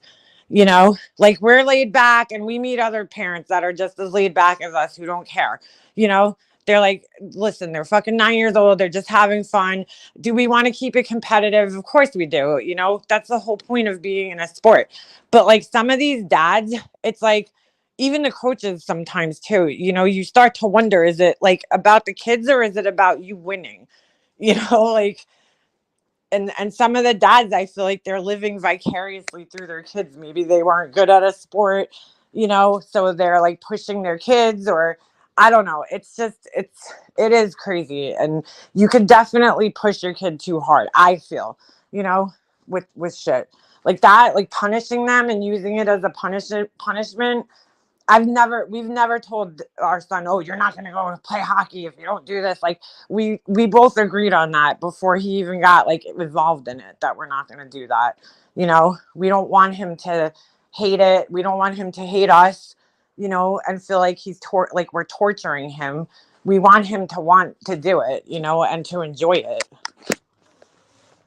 it. Exactly. They're reliving their failed sport dream through their kids. Total. That's how I feel sometimes. And it's not just in hockey. It happens in every sport. You know, I think there's a lot of parents that, you know, dads like that. And like, I heard like lacrosse is even crazier. I don't know if lacrosse is like huge, but like here on Long Island, lacrosse is like probably like how football is in the South. It's very, very big sport here. I'd say it's probably bigger than football here. Like as far as schools go, and it's huge lacrosse. I've never personally played it, but it's a very popular sport. I think just in the Northeast in general, but here it's very popular. Like our school, I don't know. Well, I mean, people like football and shit still, but I don't know if it's as popular. Oh, Suzanne, you hear people like screaming at their kids, skate! Like fucking like screaming at them. The worst is the goalie dads. Thank God our friend, who's a goalie on our team, he's like the most laid back goalie dad I've ever seen. But there's some of these goalie dads, and I'm like, dude, you're gonna fuck your kid up. They stand. I don't personally know any, but I've seen them at, different like, games that we've played. The dad will literally stand right next, like right where the kid could see them, up against the glass, and be fucking screaming at the kid the whole time. And then you could tell the kids are like, they get down on themselves, they get mad, they hit things with their stick because the parents are pressuring them so much, So when they fuck up, they get angry. And it's like teaching them bad sportsmanship. It's just not a good look, dude. The goalie dads are the worst, though. Both my kids play lacrosse. Parents are nuts. Yeah, we heard. Because there's a lot of crossover from hockey to lacrosse. So most of Jesse's friends play lacrosse. Most of his hockey friends. He's pretty much one of the only ones that doesn't actually play lacrosse. I think the reason that the parents push them into lacrosse is because there's a higher chance of your kid like getting a scholarship and like actually going somewhere with lacrosse than there is with hockey. So we have a lot of lacrosse here in the last 5 to 10 years and growing. Yeah, it's getting a lot more popular. Oh, I hate when there's one kid on Jesse's team that he always smashes his stick into on the rink, and it's just like he like doesn't realize that he's like wasting time by doing that, because like the second that it takes you to do that in hockey, you're like going to be way behind the play because you're busy smashing your stick because you're mad at something. You know what I'm saying? A lot of kids do it though. It's not just him. My son does it sometimes too. Every once in a while I'll see him smash his stick and I'm like, oh, I get so mad because I'm like, stop, I hate it. I hate it. But what are you gonna do? At the same time, I'm like, you see the pros doing it. He's fucking 9 years old. He's frustrated, and that's how they act out. But I've never seen there's no time in hockey for a horrible tantrum, thank God. Sometimes parents like that just don't understand how that shit sticks with their kids for years to come, if not their whole life. Yeah, exactly. The parents are crazy as hell. The pitchers would be on the mound so scared to make a mistake. And yeah, that once the kid gets like that, you're just gonna fuck them up. Once they get scared that they're gonna screw up, that's it. You know? I just think that parents need to fucking like have, more realistic expectations of their kids, like especially at this age when they're 9 years old. Like, your kid's not going to be Wayne Gretzky, and that's okay. you know, he's not going to he's not going to be the best kid all the time, like, or whatever it is, Don't be too hard on them. They really at this age should just be doing it to learn the skill and to the sport, and to have fun at this age. Once they start getting into the age where it's more like competitive and it counts, then yeah, you could put more pressure on them. But at this age, they're not even going to make it to that age, if you act like that.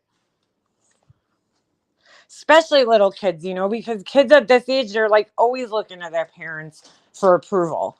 So if you're turning around all the time and seeing disapproval, like that's just gonna fuck you up, man. Bad.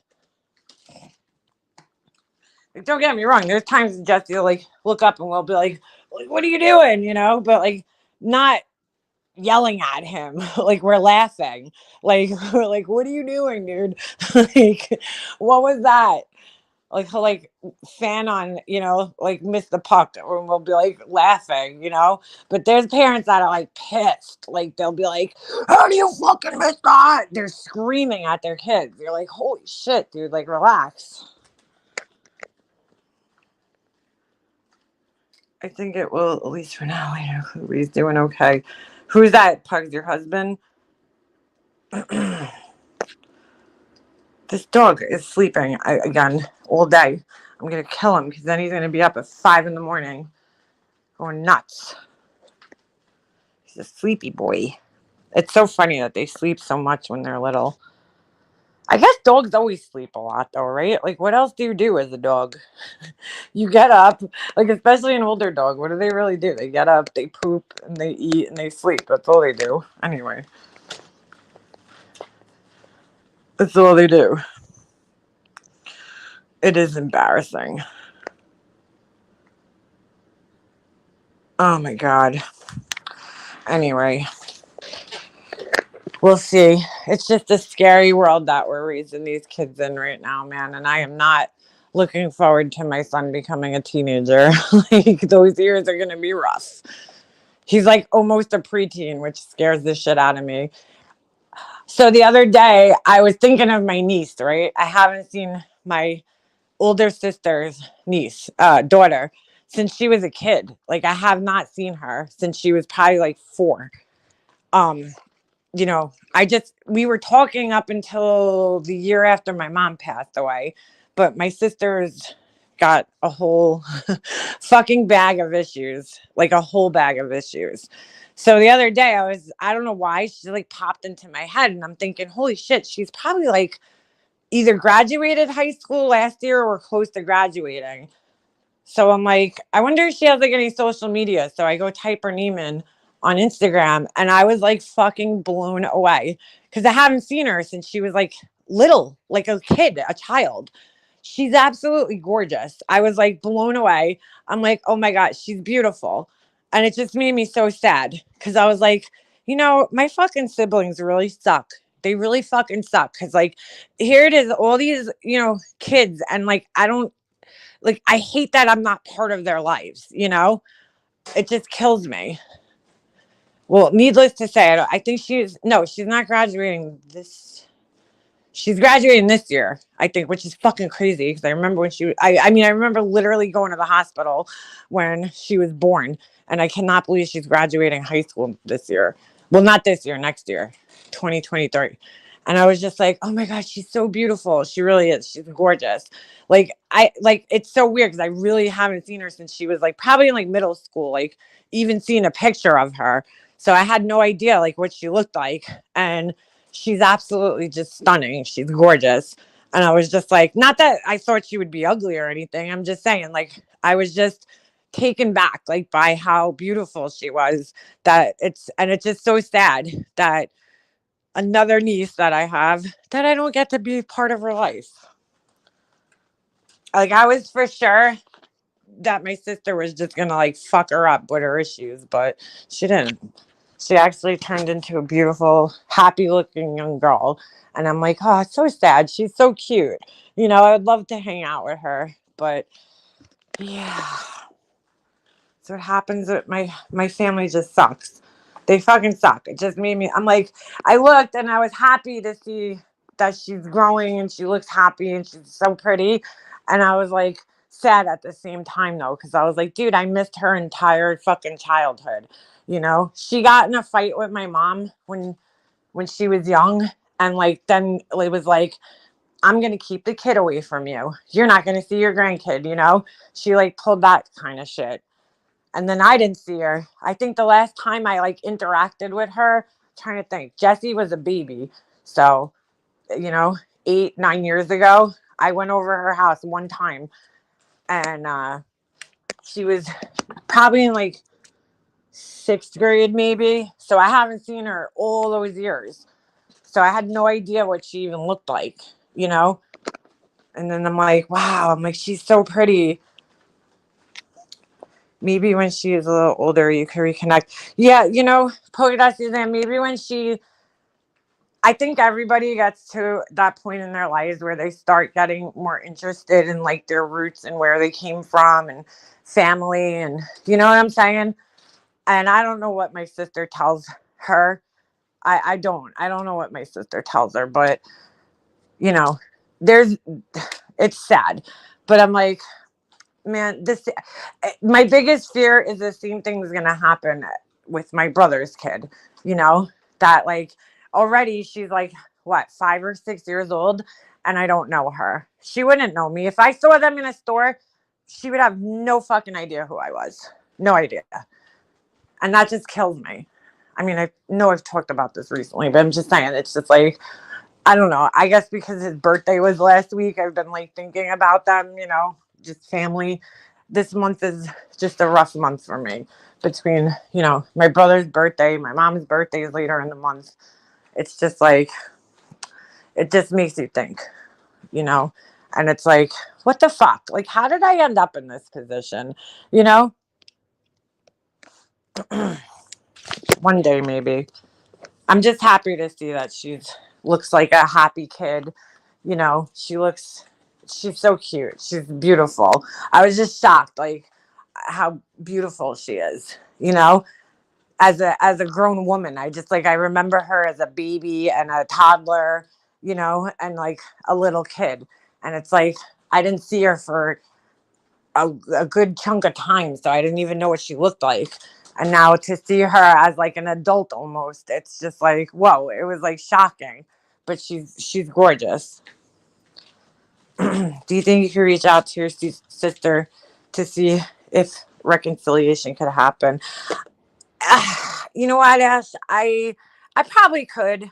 Um, I don't know if she'll be open to it, but my sister has a lot of demons. Not like she's not like a drug user or anything. Not like those kind of demons. She has a lot of. She's just like one of those people that's like extremely negative. You know what I'm saying? And she's really hard, sensitive, and you just like she's done this my whole entire life. She's been in and out of my life my whole entire life. Not with me necessarily, to be honest with you. I never had a fight with her in my entire life until, you know, we just fell out, and it was because, you know, she was posting horrible shit about my parents on Facebook, like cuz they didn't leave her anything, and it's like, but you were never you as a grown ass adult over the last 30 years made decisions that made my parents feel that you weren't stable. Like you were not a stable enough person in their lives. My mom, you treated my mom like shit. Why would you expect that my mom, you know, you didn't talk to her for more than 5 years before she passed away. Why would you think that my mom would leave you anything when you're not even her kid, you know? Like I don't know. I mean, unfortunately, like she doesn't understand that that's how it works is that when you're married, right? And the first spouse to pass away usually leaves their money to the second spouse, you know, that's how it works. And then it goes to the kids. So that's typical. She like seemed to think that she should have got something when my dad passed away. My dad didn't leave anybody anything. Nobody got anything when my dad passed away. My dad didn't have anything to give, you know. My mom only had money from a settlement that she got from her doctor, and you know, you put yourself in that position. Why would she leave you anything when you stop talking to her? You know what I'm saying? Like, why would you expect anything from somebody that you don't talk to anymore, that you cut out of your life in a really fucking mean, cruel way, like she does with everybody else? So this is a pattern of hers, I guess. That's like her whole life, and we used to just kind of like take it, you know. My parents used to just deal with it, you know, and every time she came back around, they always welcomed her back in, always. But that's CB Briggs. That's how I kind of felt, was like shocked, because I was like, oh, all right, she looks like she's, you know, a good kid. She's involved in her school, you know, like, and I'm glad to see that, because I was like, my sister had a lot of issues growing up, a lot of mental issues that I'm not even going to blame on her. It's, the environment that she grew up in. She's basically a product of her environment, but, and I've always tried to be understanding of that, but there's, you're not going to fucking try to paint some picture about my parents being pieces of shit on Facebook, and like that ain't happening. Not under my fucking watch, especially when they're not even around anymore to defend themselves. You know what I'm saying? Like, why didn't you say this shit to them when they were alive? You wait until they fucking die, and now all of a sudden you're gonna say this shit? Fuck you. Like, I mean, this was like a year after my mom passed away. I was obviously extremely fucking sensitive, going through a lot of shit, and all she cared about was money.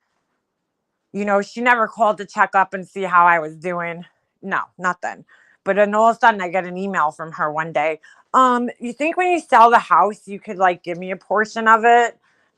You think you could have maybe talked to my mom and come and seen her when she was sick? Like, suck my fucking left tit if you want money. Fuck out of here. She expects, like, she's a very entitled, I guess, feeling. I'm like, well, I'm having enough trouble getting my own fucking money, right now. So, to give you some, I'm like, why don't you ask our dear brother that you don't even talk to? I was like, dude, fuck off. That's like so insulting.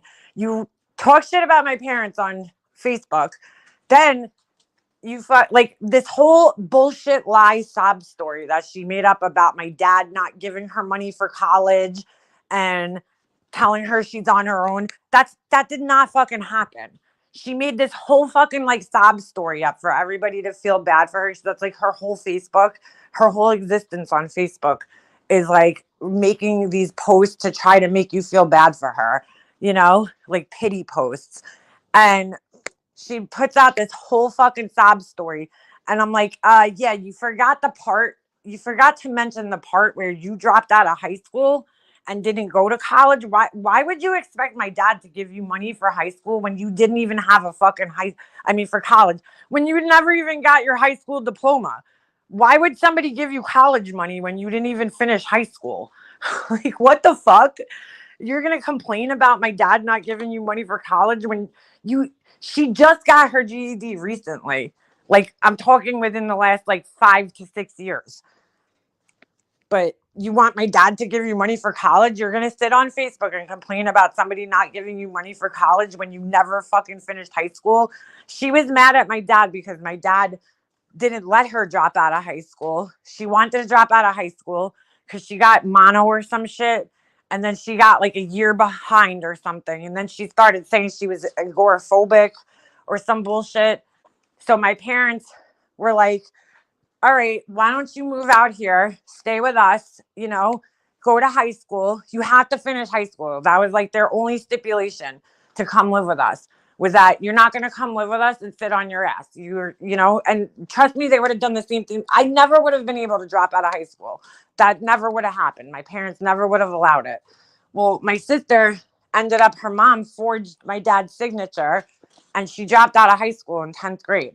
And then you're sitting here 30 years later, as a 50-something-year-old woman, complaining that my dad didn't give you money for college when you fucking didn't even have a degree that would allow you to go to college. Like, what the fuck? Make it make sense. And then she was complaining about the fact that my mom, mind you, my sister's like 15 years older than me, I think. She was complaining that my mom bought me expensive Cabbage Patch Kids when I was 3 in like 1983, okay? Or whatever I was, 2. 1983 and 84 when Cabbage Patch like explosion happened, right? And she says that my mom only got her a beach towel for Christmas. And I'm like, okay, first of all, I was getting Cabbage Patch Kids at that time because I was fucking 3. And you were like probably 17 or 18 years old. And there's no fucking way my mom bought you a towel for Christmas. Like, who the fuck are you kidding here? My mom would never fucking do that. Buy somebody a towel for Christmas. And you're still mad about this shit this many fucking years later. Hmm. Like, dude, go to therapy because that's fucking crazy. You're still upset about some shit that happened over 30 years ago about a Cabbage Patch Kid. Like, do you want the Cabbage Patch Kids? Because I think I still have them. But she like basically called my dad. She wrote a Father's Day post that I didn't see because we were friends on Facebook at the time, but I just didn't see it. I went back and looked, and she wrote this really fucked up post about my dad on Father's Day. Like, oh, so nice seeing all the Father's Day posts, like too bad my dad, like basically was a deadbeat. She was basically calling my dad a deadbeat. Now, while I admit my dad wasn't very good at being, maintaining a loving father-daughter relationship, like she has to understand that wasn't exclusive to her. It was the same way for me. And I've always tried to be understanding that it's got to be hard being the kid that got left behind. You know what I'm saying? And then seeing my dad move on, and now he has a house. He has, because they grew up in an apartment in Queens. Well, now my dad's living out, they have a house, we have a pool, and it's got to be hard. And I've always like tried to keep that in my mind, that there might be resentment there towards me, my brother, my mom, because my dad's life with us. I get it, but like, you know to put that out on Facebook and act like my dad didn't take care of you financially, first of all, is that what it's all about? You know? But second of all, that's the furthest thing from the truth. My dad always gave money, never fucking missed a goddamn child support payment, nothing. He had the whole stack of all the money orders that he had. And I'm like, and now you're going to go on Facebook and talk shit about our father who's no longer here and make him seem like a deadbeat, like who didn't give you money for college, even though you had no fucking intentions of ever going to college. Get the fuck out of here. And then you want me to give you money from my mom's house? No. So that was it for me. That was a wrap. But this is the same sister who like just expected I should give her a kidney because her kidneys failed. Like, it's like, oh yeah, let me just go. You don't talk to me. She used to go like 5 years and we wouldn't hear from her. And then all of a sudden one day she would just call up out of nowhere. And my parents always were like, oh, come on over, like nothing happened. They went along with it, and it's like, fuck out of here. Yeah, attention seeking to say the least. That's like every post on Facebook was a fucking one of those types of posts, always, always, always, always seeking attention. Yeah. At the time when she was, she literally like told me I should give her a kidney. And I was like, no offense, but like my mom's also a transplant recipient and God forbid something happened to her. I'm going to give life back to the person who gave me life before anybody. You know what I'm saying? So I'm not, my kidneys aren't going anywhere until my mom is no longer here. I would never fucking do that. Cause I imagine like I gave my sister, just like imagine this whole scenario in your head. Somebody who is in and out of my life, my whole life. I give her a kidney. Do I think that she would appreciate it? No, because she's like one of those people that's entitled feeling, you know? And do I feel like she would have found some reason to get upset with me, my mom, somebody, no matter what? Yes. And she like leaves and I don't talk to her. And then all of a sudden my mom's kidney would have failed. And now I can't help her, somebody who's been a constant, amazing support system for me my whole entire life, versus somebody who's in and out of my life. Who would you give your kidney to if I was going to give it to anybody, So I don't know. There's probably some resentment, for me because that. Plus, I mean, I also have kidney problems on both sides of my family. My mom's kidneys failed, my sister's kidneys failed, and neither one of them are related. So like, that's a little scary for me too, I don't even know why I'm explaining myself. Like, I shouldn't even have to explain myself why I don't want to. She resents me because I got my dad's ring and that he gave to me. And the kidney, I don't know. She's got issues. Like, it's like, how dare I was fucking born, like, as if I could help it. Sorry, that was a rough of me. No, it wasn't. She's an asshole. I feel the same way. Like, fuck you. You know why her kidneys failed? She wasn't taking care of herself. She had high blood pressure and knew she did for years and didn't do anything to care for herself. So, not that it's her fault, but it kind of is, because she knew she was supposed to be on medication, and she like didn't want to, she got lazy and stopped taking care of her blood pressure. Well, that's the leading cause of kidney failure, and that.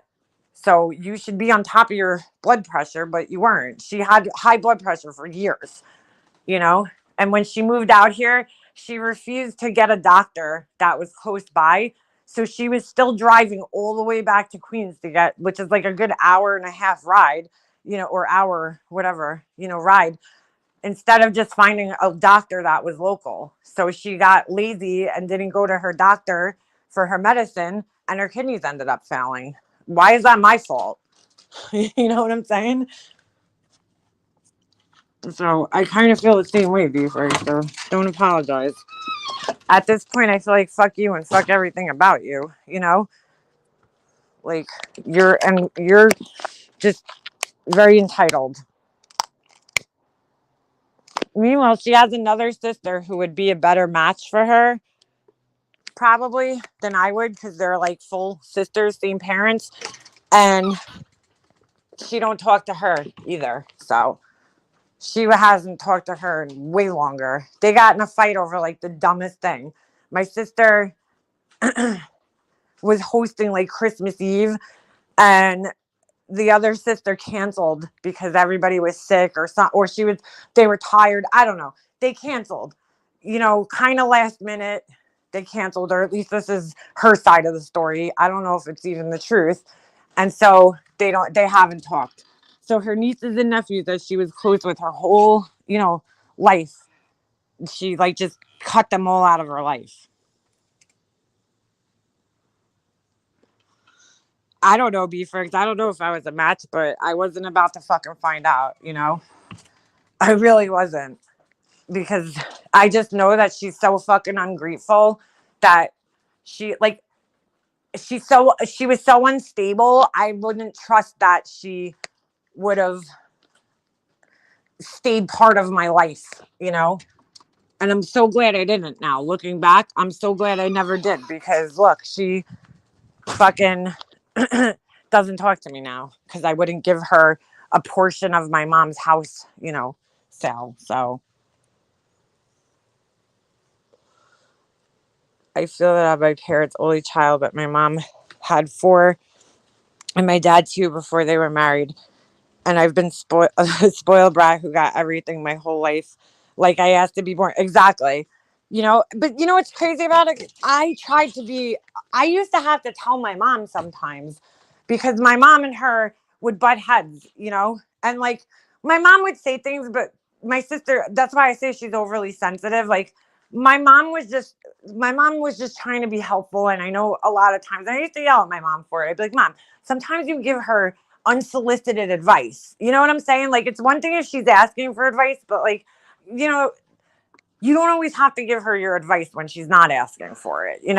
And my sister would get annoyed at that. Like, for instance, when my niece was young, this is one of the things that she was mad at my mom about. She would always complain to us that she thought something was wrong with the kid, that she wasn't talking, she didn't talk to people. So my mom looked up online, like, to help her. My mom was like, well, maybe there's like something wrong, like her hearing, like, not saying that the kid's defective or anything, but like, maybe there's some type of disability there or something. Like, the earlier you intervene and take care of that, the better off she's going to be in the long run. And my sister got really fucking offended when my mom tried to help her. Meanwhile, she was complaining about it though to us. So my mom did what moms do, and they see somebody struggling. So that was one of the things that she got upset with my mom about. And I used to always tell my mom, you got to kind of understand that, like, like, Step parents are always resented, dude. Even in the best of situations. I've seen it with, like, I have a friend who had a stepdaughter who she was so close with her whole fucking childhood, ever since this little girl was a baby. Once she turned a teenager, the stepdaughter started, like, just resenting her a little bit for whatever reason, you know? And I'm like, even under the most ideal of situations, there's always going to be that kind of resentment there towards step parents that, like, from the other children, the first marriage. You kind of have to just understand that. I always used to, like, try to be very sensitive about that, even for myself, that, like, I can't imagine being in her shoes and seeing my dad kind of move on with this new family, you know? Like, that's got to be hard. But she got so fucking offended. It's like, then don't complain about your kid and, like, say that you think she needs help and people think things are wrong with her and da da da da. And then when somebody tries to help you, my mom wasn't doing it. She felt like my mom was criticizing her and saying that, like, she fucked her kid up, and that's not what my mom was saying. My mom was saying, like, here you are, you're complaining, we're observing the same thing that you're seeing, we see it too, and then maybe there's something wrong. So here's a website you could read about this. That's all she did. And my sister got all fucked up about it, like, took such bad offense to it. So it's like, but I could only do so much understanding. I've been pretty understanding of her and her issues my whole entire life, and my mom was, and everybody else was. Everybody walked on eggshells around her. And you know what? It's like, you got to get to a point where it's like, I'm not, you know, you're not gonna walk. She used to, like, lie to me sometimes, tell me stories that I knew weren't true, and I'd just, like, be like, oh yeah, just to be a listening ear to her. But, like, girl, you're not gonna tell me that my dad didn't give you money for college. That shit ain't happening. Like, when you didn't even graduate high school. Shut the fuck up. Stop crying. Make something of yourself. I mean, she supposedly went and got her GED, so good for her. Stop fucking depending on everybody to, you know what I'm saying? Fucking, she hasn't worked a day of her fucking life. I mean, really, a day of her life. My dad gave her and her husband jobs when he owned a store, and, like, the husband used to steal shit. You know what I'm saying? My dad used to pay for the lunch. Like, you know what I'm saying? Stop acting like you got nothing, dude. Like, stop. Just stop, because you're a fucking liar. You also have to take some responsibility for your life. Like, my parents didn't pay for my fucking college, you know? So stop taking fucking advantage. And she was complaining about no money for a wedding. She fucking went and got married and didn't even invite my parents to the wedding. Why the fuck would they give you money for it? Like, you know what I'm saying? Don't complain about shit when you're making bad choices in your life. It ain't my fucking problem. It has to be hard seeing your parents start a new family and have kids, and the child that parent lives with is naturally going to get more attention. Exactly. But here's the thing. In some ways, I'm like, hey, man, you were fucking probably better off in some ways that you didn't have to live with my dad. Because guess what? He was an alcoholic. He was fucking nasty to people sometimes. Like, you know what I'm saying? It was no cakewalk. Just because it looked nice from the outside, that was, like, my mom's doing, dude. That wasn't my dad. You know, yeah, did my dad provide?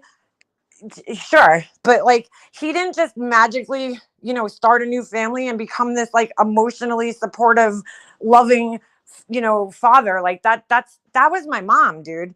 The love and all that shit you saw in my house growing up was because of my mom.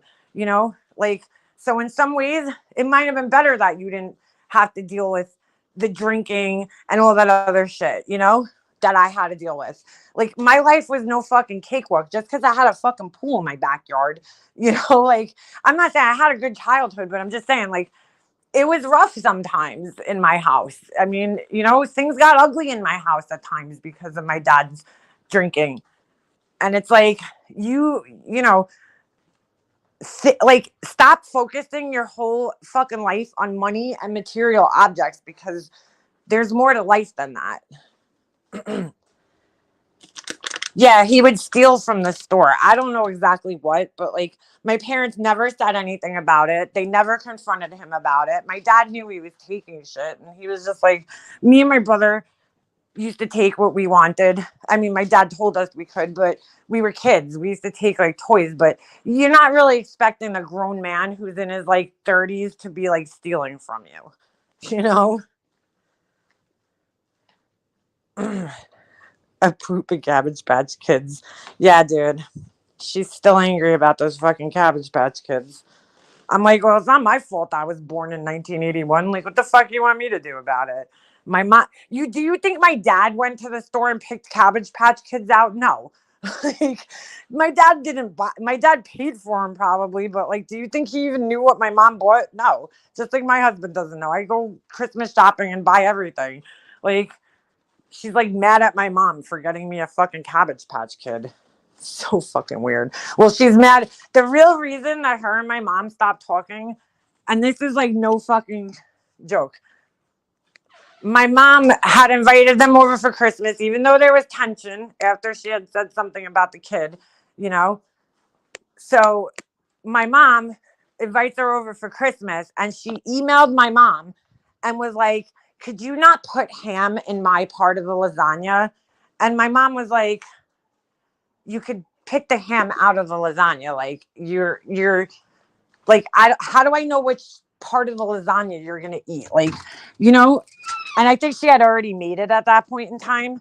And my sister was notorious for stopping at McDonald's before she'd come over to eat dinner. So that used to piss my mom off because they'd go eat and then come over and not eat that much what my mom cooked, you know, because my sister's like picky, really picky. So she literally fucking mails me and she's like, you know, your mom's being impossible. And I'm like, well, I said, Julie, I don't like ham either, but I just eat around it. I don't eat ham. I hate ham.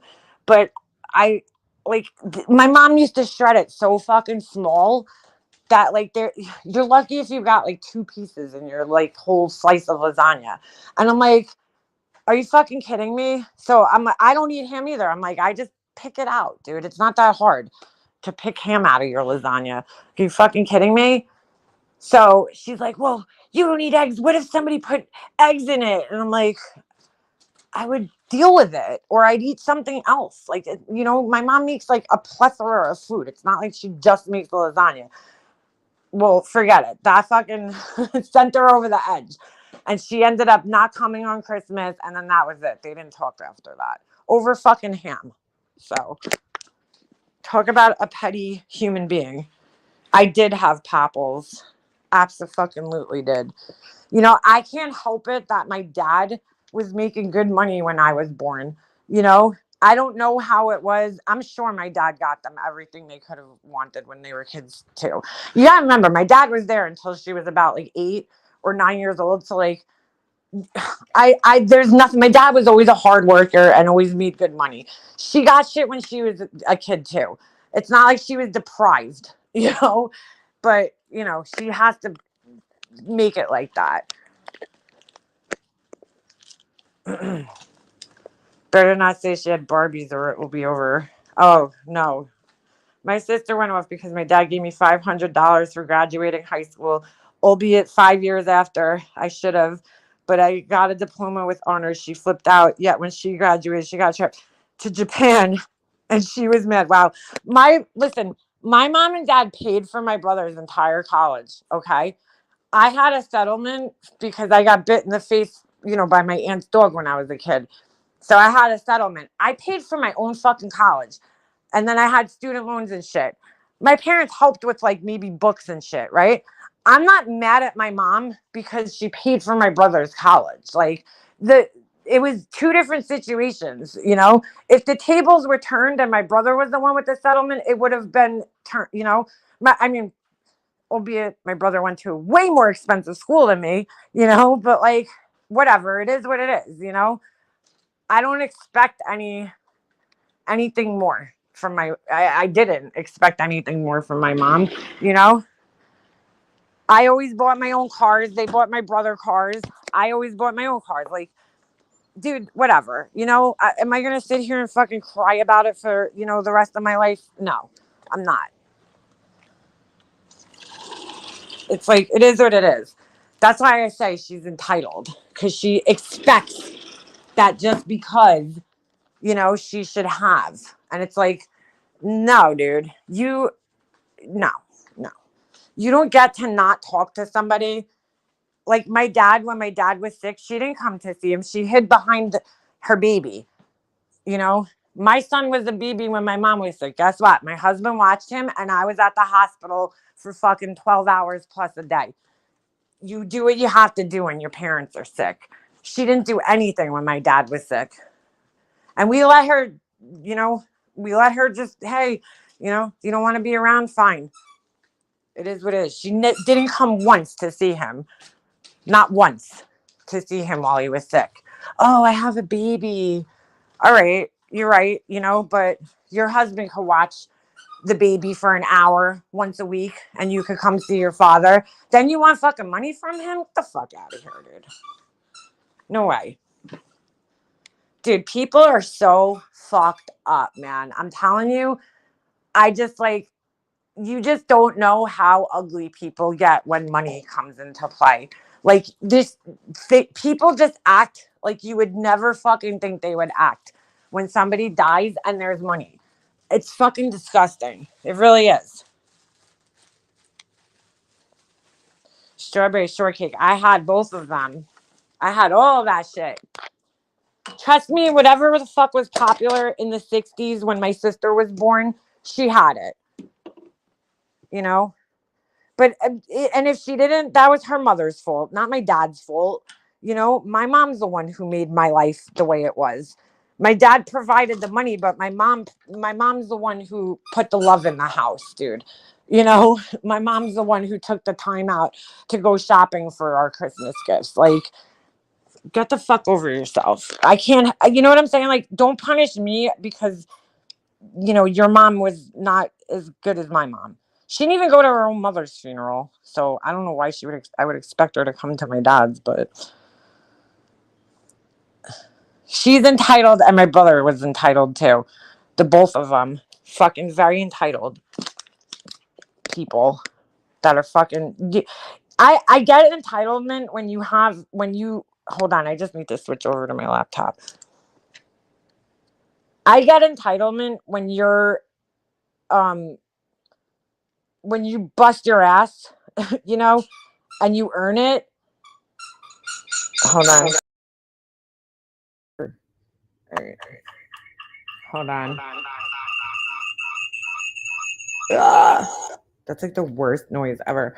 I get entitlement when you work your ass off, and you're like, well, I deserve this because I fucking worked my ass off for it. But like when when you didn't do anything to deserve what you fucking expect, that's when it's like fucked up. Like my brother, my sister, both. They never fucking did anything for anybody. And then, but then money comes around and it's like, oh, well, I'm entitled to it. And they were entitled to it. But like, chill the fuck out. Well, my brother was. My sister wasn't.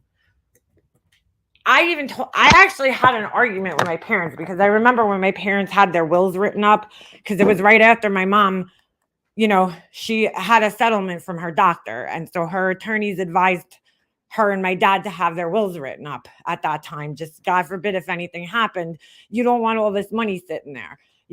My brother and I were minors at the time. And I remember my parents sitting us down and telling us that they have to write up wills and all this shit. We were like young. I think I was in like middle school. And my brother was like probably in high school. And I actually I actually thought it was fucked up. My dad said that they weren't putting, they were going to split everything between me and my brother. And I was like, well, what about, my other two siblings? And my dad was like, no, because like they weren't talking to him. And I was kind of like, that's fucked up though, dude. They're still your kids, but he was like, well, it goes to mom, if I die first, and then it's her decision. And that's usually how it works. But I did think it was fucked up at the time because I'm like, well, they're still your kids, but like, I, obviously didn't understand at the time that that's typically how it goes, is that, the spouse gets it and then the children. And my mom, at that point hadn't spoken to either one of them. I didn't even hear from I don't even know if my other sister knows that my mom passed away. She probably does, but, because I'm friends with my nieces and nephews on Facebook. So I'm sure, somewhere along the lines they told her, but she didn't call me and express her condolences. But at the same time, she wasn't, trying to get money out of me.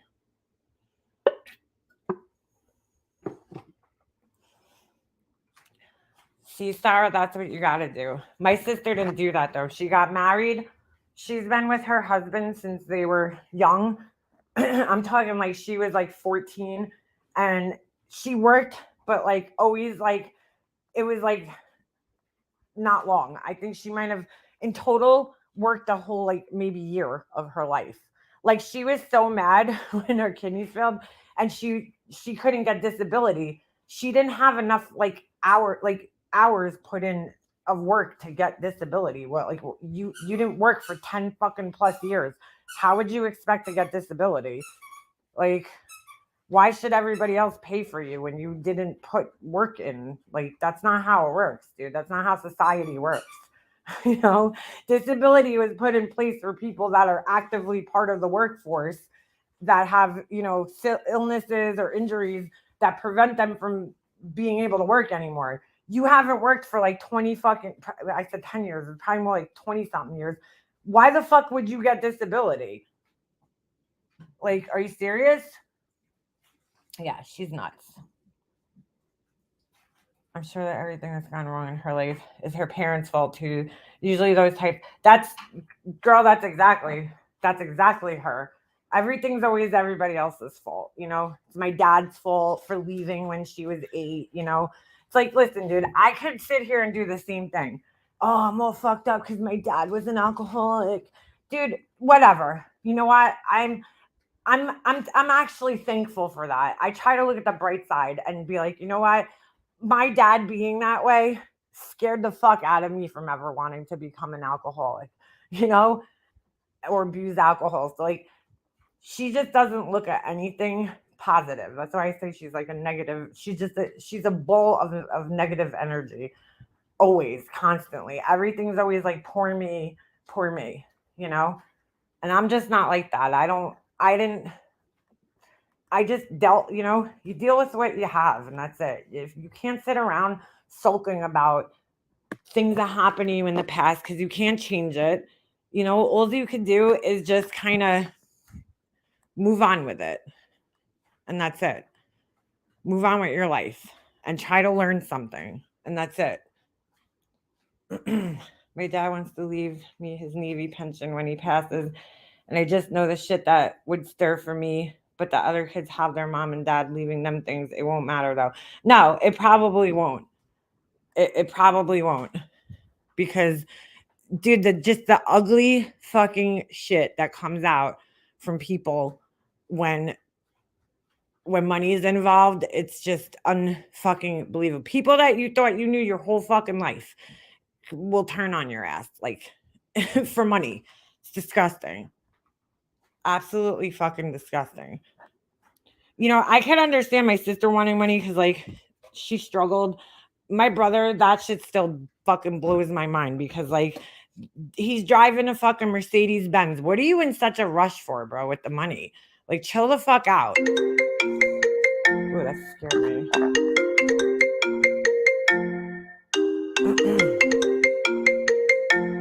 Hold on a second. Stop making that noise. Can you guys still hear me?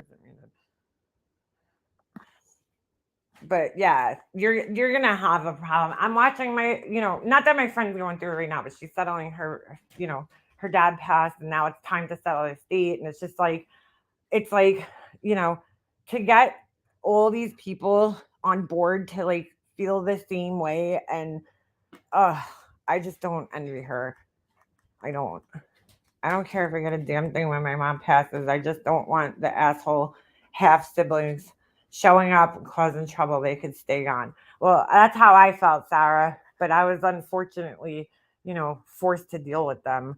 My attorney told me like these crazy stories about, siblings fighting, and he said that more often than not, like this is how things go. Like there's fighting. He's like, and you wouldn't believe this stupid shit that people fight over. Like when somebody passes away. And like I get it because my mom passed away. It's like when you lose somebody, it's like their things become everything. It's all you have left. So it's like pictures and knickknacks and all that shit becomes everything to you. You know, but the thing that I just never understood in my personal situation is that like my mom had pretty much had everything like organized and laid out, and my brother like there was nothing, like we were both gonna get our money. So like what's the problem, dude? You know what I'm saying? There was nothing to fight over.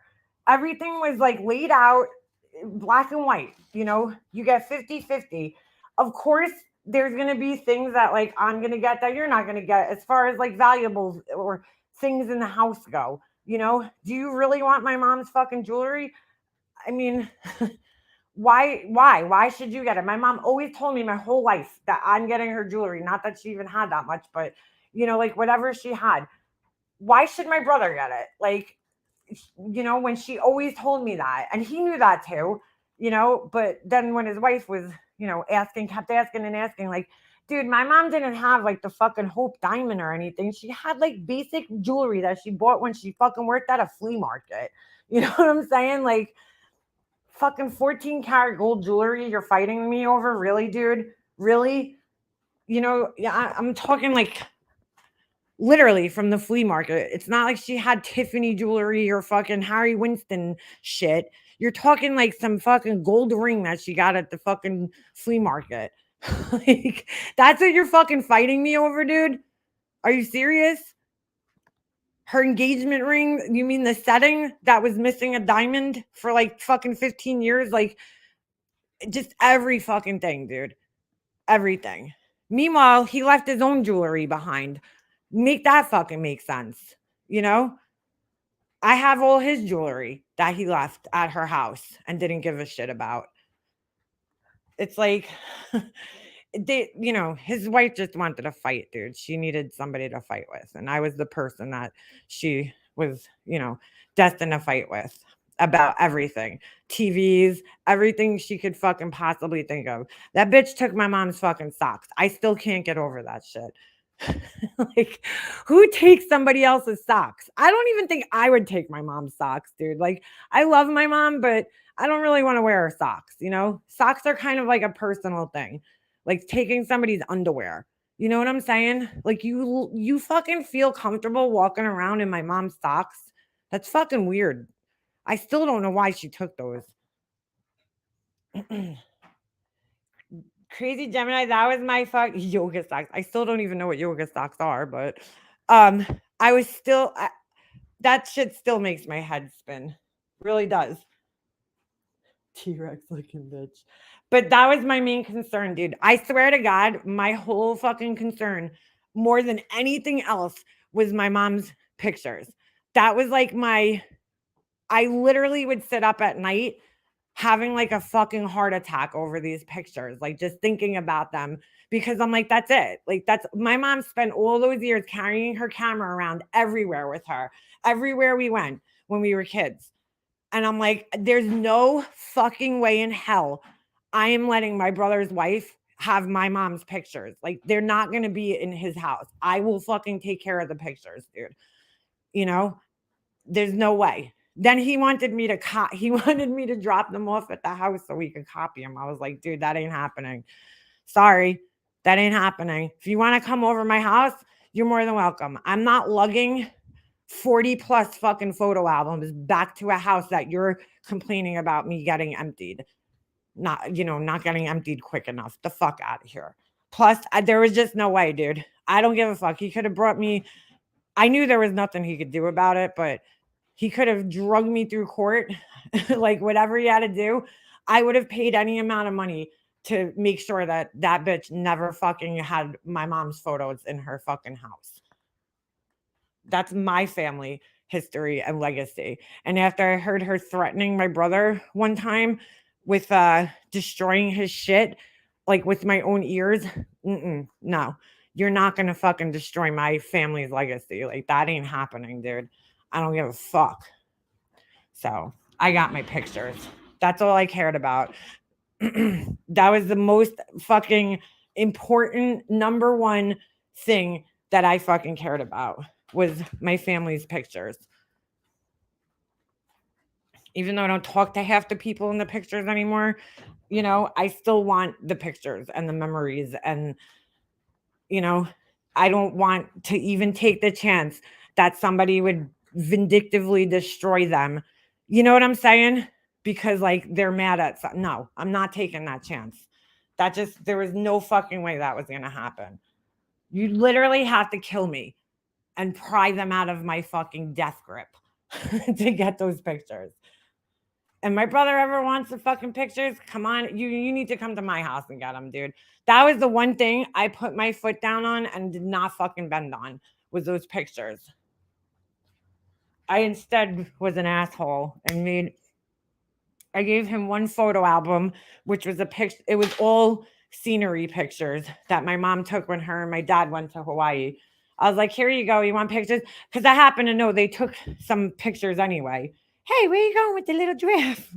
He looks so cute when he carries his giraffe around because it's like almost as big as him. Go ahead, buddy. Go ahead. Finally awake. Sleepyhead all day. You big sleepyhead. I still have my eldest sister's pictures after a year. Oh, girl, she would use those pictures. Like, my brother would probably be threatened with those pictures constantly. I'm like, there's no fucking way. That one time when he came to my house and I heard that fucking demon ass voice on the phone, and that's why I named her Satan. I was like, girl, you got the wrong motherfucker here. You got the wrong fucking one here. And I think that's why she was fighting me so hard for them, because I think they knew how much they meant to me. So that's why they were fighting so hard. But I just was not letting that happen. Hell no. Take my fucking pictures. I'm getting married. I want grandma's china. I told her no. You know what's funny? All these people think that china is like worth so much money. It's not. None of that shit that you think is worth money, like Hummels and all that bullshit, none of that shit's worth money. Like, people think that they got like, valuables, and like it's not. That's not what they're talking about when they're like talking about value, things in the estate. You have like a Picasso painting, yeah, that might be worth some money, but shit that you have in your regular blue collar fucking house probably ain't worth shit.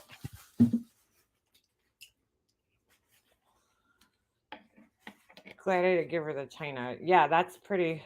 Who is it? I have a china. I'll go to my daughter someday.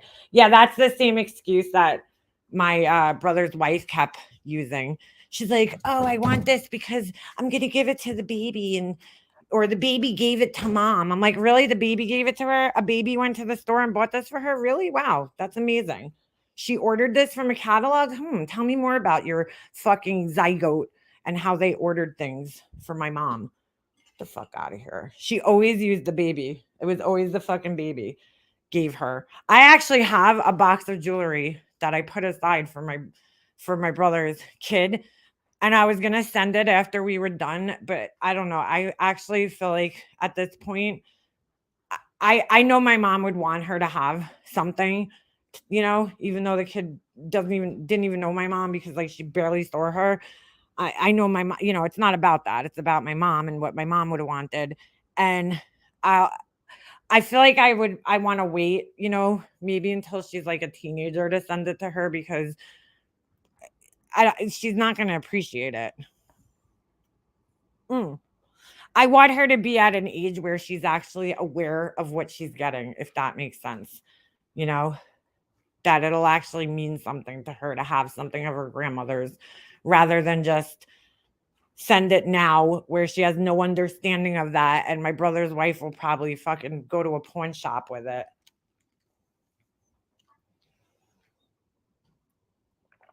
Oh, she'd definitely be the type to burn the pictures to punish him. Like, not fucking, you know? And I'll send her my brother's shit along with that too, because he left a couple of things in my mom's fucking jewelry uh in her safe. Like a fucking like cheesy things, but still things that I would have thought he wanted. Would you believe he never once fucking asked about those things? Never fucking once even inquired about his own fucking jewelry. Like, what does that tell you? You know what I'm saying? You don't want the jewelry because of the sentimental value that's attached to it. Because if you did, you'd want your own fucking jewelry.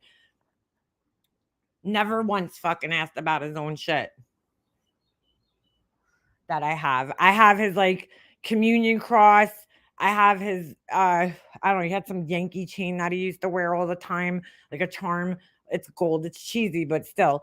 I have all his like saint whatever from his fucking christening and all that bullshit. Do you think he ever inquired about that shit? Nope, not even once. Not even fucking once. He was more interested because it's not worth anything. You know, all he did was inquire about my mom's shit because he thought that there was like stuff in there that was worth something, but there really just wasn't. My mom lost. My dad bought her. Well, I bought them. I mean, he paid for them. I went and picked them out. I bought her a pair of like diamond studded earrings. She lost one. My mom was like horrible with losing jewelry. Her engagement ring, which I don't think was probably not that big to begin with. She lost the diamond from that at work. And uh there was a lot of like earrings that were missing their partners in her jewelry collection. And I think there's really only one ring that was really nice that my mom always said was going to be mine. It's like a ruby, which was her birthstone, and then it's like all diamonds. And that was probably the most expensive piece that she owned, in her whole jewelry collection. And when I say expensive, it probably wasn't that much money, but there's no way my brother's wife was getting that. Like there's no fucking way in hell she's getting that. So everything else was pretty much like either outdated gold jewelry. Like remember back in the day, I'm talking like the 80s when like that braided, it's like that chain that's like flat and then it's like they used to braid it and then like one would be like a rose gold, one would be like gold, regular yellow gold, and then one would be maybe white gold. Like she had one of those, like I don't. She didn't have any like tennis bracelets or anything. Nothing of like real value is basically what I'm trying to say. And it's all yellow gold. Nobody's wearing that anymore, really. I mean, some people do. I don't wear yellow gold personally. One of my son's ex-girlfriend asked for his engraved dog tags that she had bought him. I would have given them to her, but she was such a bitch about it. I wouldn't have gave them. I would have been like, fuck you. Hell no. Each of my brothers got one dog tag of dad's.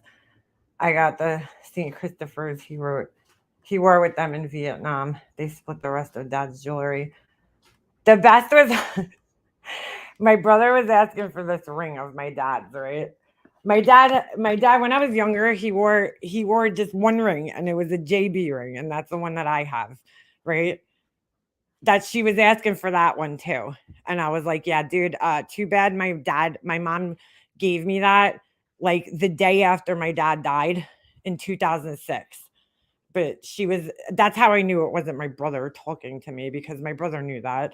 He was there when this all took place. He knew I used to wear my dad, like after my dad passed away, I wore his ring around my neck for like 2 years, like straight after that. So my brother knew that I had this ring.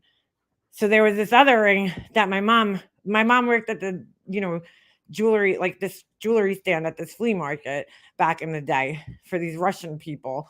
And my mom bought my dad this ring, and my dad never fucking wore this thing.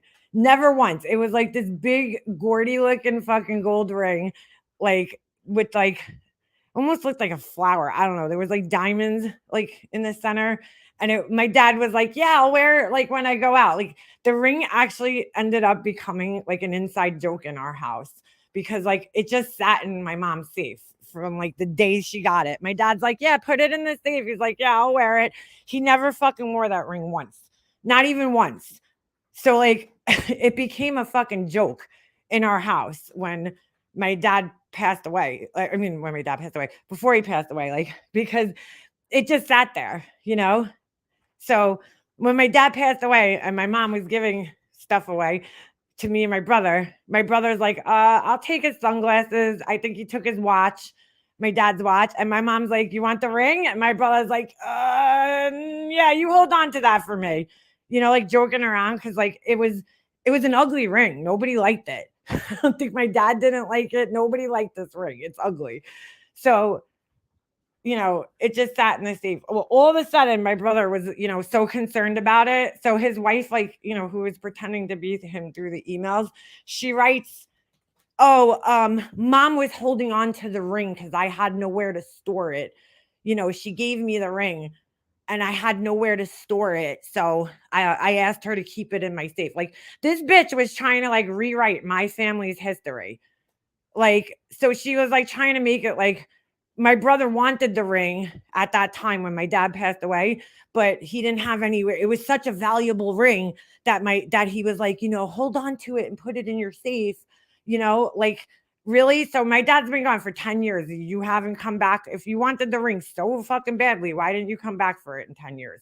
Like, she tried to act like my mom gave it to my brother after my dad passed away, and my brother like asked her to hold on to it because he didn't have a safe. That's not how it went down. But that's how she was trying to like rewrite my family history and tell me how this whole thing with this ring, like she don't know the story about this ring. She had no idea. So it was pretty funny. So I just acted like I didn't know which ring she was talking about. I was like, what ring? I don't know. Dad had another ring. I just acted stupid. And I was like, no, because I know my brother didn't want it. I know he did. He didn't want it in 2006, but now all of a sudden in 2016 he wants it. Yeah, okay. Yeah, okay. It's the ugliest ring ever, dude. Like, nobody liked the ring. I don't even know why my mom bought it. I don't, because like even her, I was like, what the fuck made her pick this thing out? Like, it's ugly. It's just an ugly ring. It looked like something like the Godfather would wear or something. I don't know. My dad was hard to shop for, so in her defense, she probably just thought like, like I'm just gonna get him anything. Let me just spend money, because he was really hard to shop for. She should have been involved. No, she shouldn't have been involved. Nowhere to store it. Like, like as if it was like, the fucking heart of the ocean or whatever the fuck that thing is. Like, the Hope Diamond. Like, oh, it was so valuable. You had nowhere to store it. That's how she tried to play it off. And I'm like, nah, dude, that's not how went down. I knew it wasn't her because I'm like, first of all, my brother knows that I have my dad. The one ring that he did wear, I've had that for years. I had to actually send her a picture. I'm like, here's a picture of me. Okay. The day after my dad passed away, with my friend who passed away in 2007 wearing the ring, dude. He never gave that ring to my brother. So you could just fucking miss me with that shit. She's like, I want the 2 rings that dad gave to me. And I'm like thinking, my dad never gave you shit, or that my mom gave to her when my dad passed away. And I'm like, yeah, you need to miss me with that shit. Like, that's ballsy to try to write to somebody and like rewrite their family history that they went through. That's fucking ballsy right there. Yeah, store it on your finger or put it in a jewelry box somewhere. Like, she makes it like my brother was living in like fucking East New York or some shit. Like, you know what I'm saying? Like, he's in Bushwick and like people are robbing houses for jewelry all the time. It's like, dude, he lived in fucking like the safest apartment complex at the time or wherever the fuck. First of all, the thing that was really funny about that is that my brother still lived at home when my dad passed away, and she didn't even know that. He still was at home. I think he moved out like a year or two after my dad passed away. So she didn't know that. She probably thought he was out of the house by that point in time because he was like, probably should have been, you know, he was like in his 20s, like late 20s. And she's like, yeah, I asked mom to hold on to it. And I'm thinking, no, you didn't, because you still lived at home when my dad passed away. You fucking idiot. But like, she wouldn't know that. So I was like, yeah, nice try. Nice try trying to fucking rewrite our family history. You almost had me. You almost had me with this story about the ring. Like, get the fuck out of here. Oh man. I can't get rid of the ring either though. I mean, I'm like, why do you want a ring that my dad never even fucking wore? Why would my brother want it? A ring that he refused prior. Now he wants it? Okay.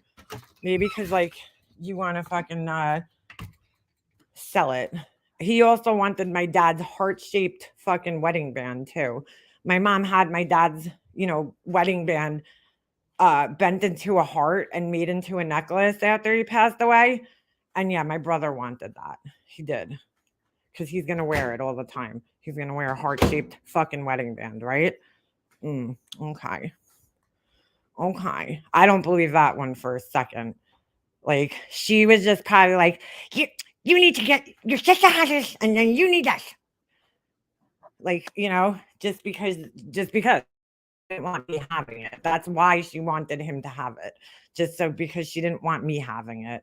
Because it fucking would have killed her to know that the ring that they both left behind at the funeral home, and my mom almost got, what do they call it? Oh my God, why can't I think of the word? Hey, why you biting my pants? My mom almost got cremated with the ring on. If I didn't take it, she would have gotten cremated with the ring on around her neck because we put it on her in her casket. And they both left the funeral home, had no fucking care about the ring, They knew it was there.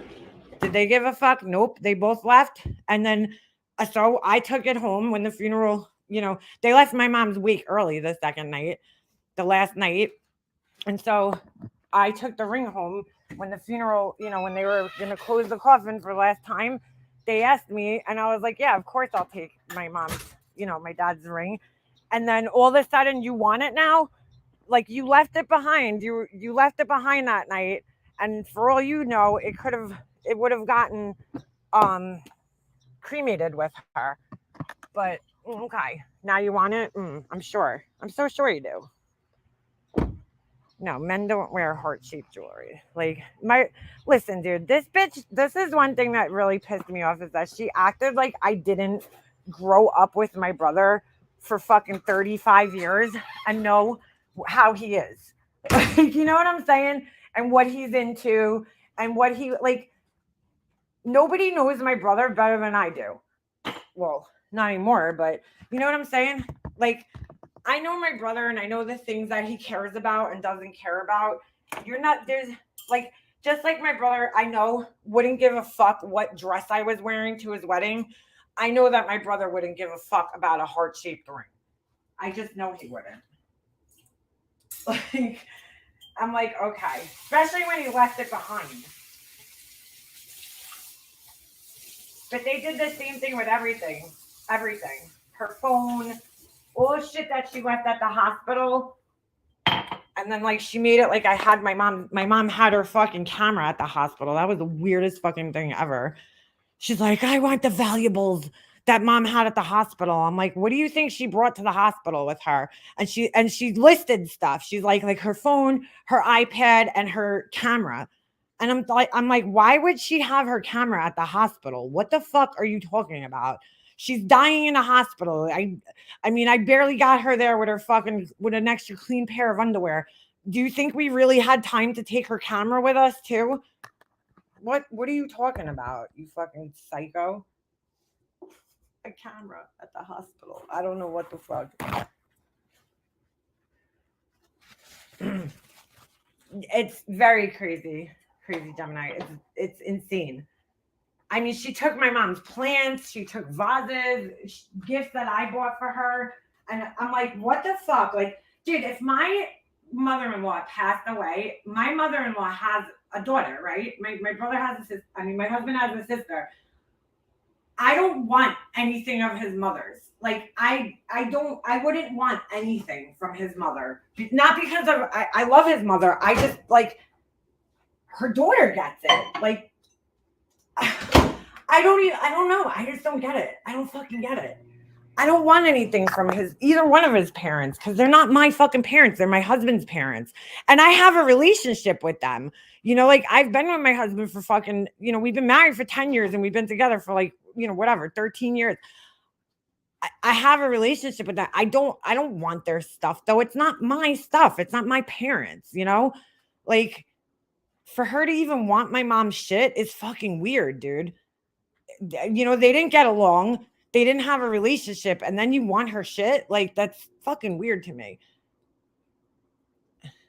I would have said, stop calling her mom, you T-Rex looking bitch. I did call her a fucking troll, Beefers. I'm like, you fucking little freckly troll bitch. Her job was to be there for her husband during his grief. She had no business meddling in this state. No, just like my husband didn't. My husband never got involved, dude. He never got involved unless they involved him. That's the only times my husband ever got involved was when they would reach out to him, because they were like scared to talk to me. So they would try to like manipulate my husband, and that's the only time he ever got involved. Other than that, he didn't get involved. My husband's not like that. Like I just like it's fucking mind blowing, dude, to me. I just don't know. Like I would never be like, my husband be like, oh well, you better make sure you get your mom's jewelry because no, he has a sister, and his sister has a daughter. That jewelry should go to her.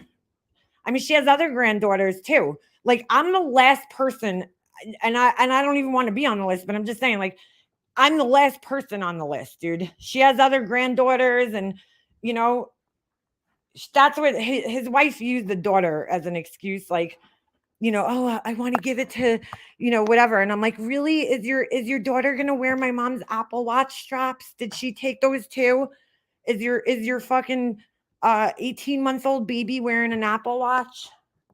Congratulations. like she's like, I'm like, really? The baby don't care. Stop using a fucking 18-month-old baby for the shit that you want. The fuck out of here. And I'm not saying her, I know my mom would want her to have something, but uh not Apple Watch straps or yoga socks or a TV.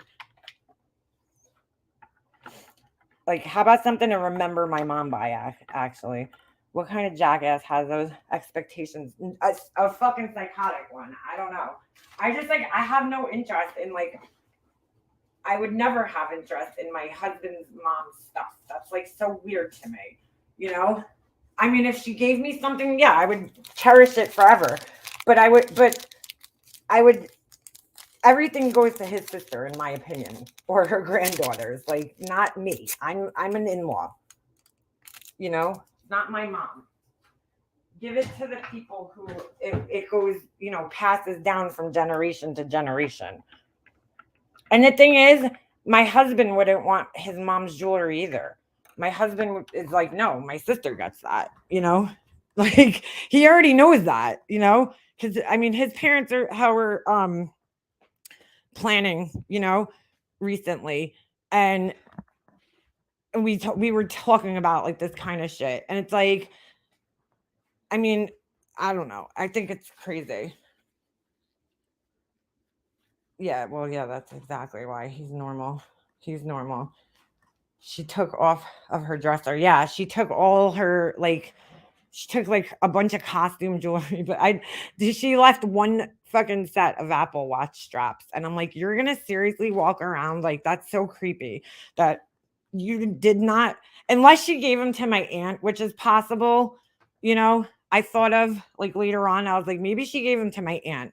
I don't know. I hope she did because like I hope she's not walking around wearing my mom's Apple Watch straps because my mom and her like just my mom fucking couldn't stand her. Like I wouldn't, she knew my mom didn't like her. It wasn't really a secret. So like that would even make me want shit even less, knowing that the person didn't care for me. And then walking around with somebody who didn't like me and I barely even fucking knew in real life with their shit, like that would be really fucking weird to me. I mean, some of the stuff she took, I've wondered if she's given it to my mom's sisters. Like that would make it make more sense to me, you know? But I have a feeling she didn't, because when I went around the house and picked out everything for, picked out things to give to my mom's siblings, like they went and did the same thing after I already like called them and said that I was going to do it, because she did that all the time. She would like copy things that I said I was going to do. So, like I said that my mom, one of the last things she said to me was that she wanted to be with all her brothers and, her family. So, when we were at the funeral home, I saw these little mini urns and I was like, oh shit, maybe we should give each one of her siblings and then my grandmother some of her ashes. We'll split them up between everybody, because that's one of the last things my mom said to me. So they agreed to it, right? It was my idea. Well, sure enough, I'm like, it's like 2 or 3 months after my mom died. And I'm like, I wonder whatever happened with the ashes. Like, they never called me about it. I come to find out that my brother's wife goes to the funeral home, picked up all the ashes from my aunts and uncles, and then got this like angel, like ugly fucking angel ornament made that said like in memory of, Carol, and like gave that with the ashes to everybody for Christmas that year. She did. Like, and that is like so fucking weird to me, because I'm like, this bitch like wants to wear my skin or something. Like, you want the attention for my mom dying. That's very weird. I would never do that. Like, that's not your place to do that, to take my mom's ashes and give them to her siblings. Like, and then make ornaments in her memory when like you didn't even fucking talk to her for like 3 years. But okay. Well, it's the same way she gave my grandmother this cookie jar. I don't know. That's what she buys for people. She likes to buy personalized items. I guess like cuz like she's a narcissist and she doesn't really know how to pick out real meaningful gifts. You know what I'm saying? So she's like, "Let me get it personalized and that'll make it meaningful." So like she like ordered my grandmother, and I thought this was fucking weird too. She ordered my grandmother a cookie jar. Okay. My 90 something year old grandmother, a cookie jar. Like, as if, like, are you fucking blind? Her youngest, my grandmother's youngest grandchild is in her fucking 20s. Why are you buying her a cookie jar? Like, none of us eat cookies like that. And besides that, it goes to show she never knew my grandmother, because my grandmother wasn't one of those grandmothers that was like, oh, you want a cookie? Like, my grandmother was like, I had 6 kids, fuck making cookies. Like, she stopped cooking like fucking 40 years ago, dude. After her kids were grown, she was like, fuck this. I'm not taking care of any more kids. I raised 6 kids. You motherfuckers could take care of your own kids. I'll be like happy grandma, but I ain't fucking baking cookies and shit, you know? But this dumbass goes out and buys her this fucking cookie jar, right? So fucking weird. The cookie jar. And she puts on, right? She puts on everybody's names. It was like so ugly. It was like this heart. And she puts like my brother's name is on there like fucking 3 times, 4 times, which is weird. And then she puts on my 2 cousins that she never even fucking met, because like they haven't been around in my family for way longer than she's been around. They've whatever, the whole situation with that. My cousin, 2 girl cousins. So like she never even met them, but she puts their name on the fucking cookie jar. Like, I don't know. I just like, it was so weird. I'm like, why are you buying my grandmother a cookie jar with all her grandkids' names, half in which you've never fucking met? Like, that's fucking weird, dude. That's a weird gift coming from like somebody who like doesn't even know these people. Like, fucking cookie jar. But that's what she does though. She gets like personalized gifts for everybody, because like that means you care. She bought her something else that was fucking, yeah, a family like tree cookie jar. It was so ugly. It was like this big white ceramic cookie jar, and like all the names were written in different colors in like a heart shape. And like my brother's name's on there twice. My name's on there, and it's like the font, because it was like all different size fonts within this heart. It was like the smallest. It was like 8-point font. You couldn't even fucking see. You need a magnifying glass to see my name on the cookie jar. But my brother's name's on there 4 times. 4 times. It's like, what the fuck? Oh, it's so weird. It was so weird. Like it's probably for a grandmother who has like 20 something grandkids. She couldn't fill up all the spaces, or maybe even like four, and you just have their names repeating. But this fucking asshole has fucking like my brother's name on there 5 times. Oh shit. So she literally picked up these mini urns. Yes, yes, yes, Sarah. She picked them up, and then she added, like, she bought these engraved angels, right? Ornaments, and like put them in a package together and gave them out on Christmas to everybody. To my family. Like, I don't know. It's weird to me. Like, dude, like, here's the thing that's weird about it, okay? Everybody in my family knows my brother. Like, he gives gift cards for everything, dude. He doesn't buy meaningful shit for people. He's a man. You know what I'm saying? Like, men don't men don't put that much thought into things. So like the fact that like everybody knows that's not him that's like doing that. You know what I'm saying? Like that kind of gift would come from me, because it was my idea. And they would expect that from me. They would expect me to come with some meaningful gift because that's me. That's what I do. That's why I thought to, give everybody little urns with my mom's ashes and shit that we paid for, like, but she picked them up and took them and gave them out as Christmas gifts to my whole family. Like, that is just so weird to me. Like, that is fucking insane to me. I would never do something like that. I would feel so intrusive to do something like that to people, like, I don't know. I don't know. To like go order like carol angels for everybody's Christmas trees when like everybody in my family knew that my mom couldn't stand this girl. My whole family knew that. They all knew it. My mom was very vocal about her feelings for my brother's wife to all her siblings. Like, so for her to do that is just so creepy, dude, and weird. It's fucking strange. And some people might be like, "Oh, it was nice of her." And I guess yeah, it was nice of her, but like I feel like she was like, if you know her, she's not doing it for the right reasons. Like she's if she wanted to get them an ornament, fine. Don't take my fucking urns that I fucking thought of and got and take over that. Like that was my idea. That was my gift to my family, from my mom. And she just took over it and took them from the funeral home without telling me. Nobody told me. She never told me she picked them up. I ended up finding out through my cousin. What are you doing? No. Ooh, you're gonna get it. You're gonna get it. It was just very strange. I could never do something like that for somebody else's family, especially if I knew that the person didn't like me. Like, I don't know. Dude, the girl has no fucking boundaries. That's really the problem. She has no fucking yes, she knew my plan. She was there. I asked them before we did it, like we were in the funeral home making the arrangements for my mom's funeral, and I was like, I asked them if they like thought it was a good idea, and they were like, yeah, because like we were paying for it. You know what I'm saying? But it was my idea. Like, so you know what I'm saying? Like, knowing that, I never would have like been. I would have just been like, let your sister handle it. Like, it was her idea.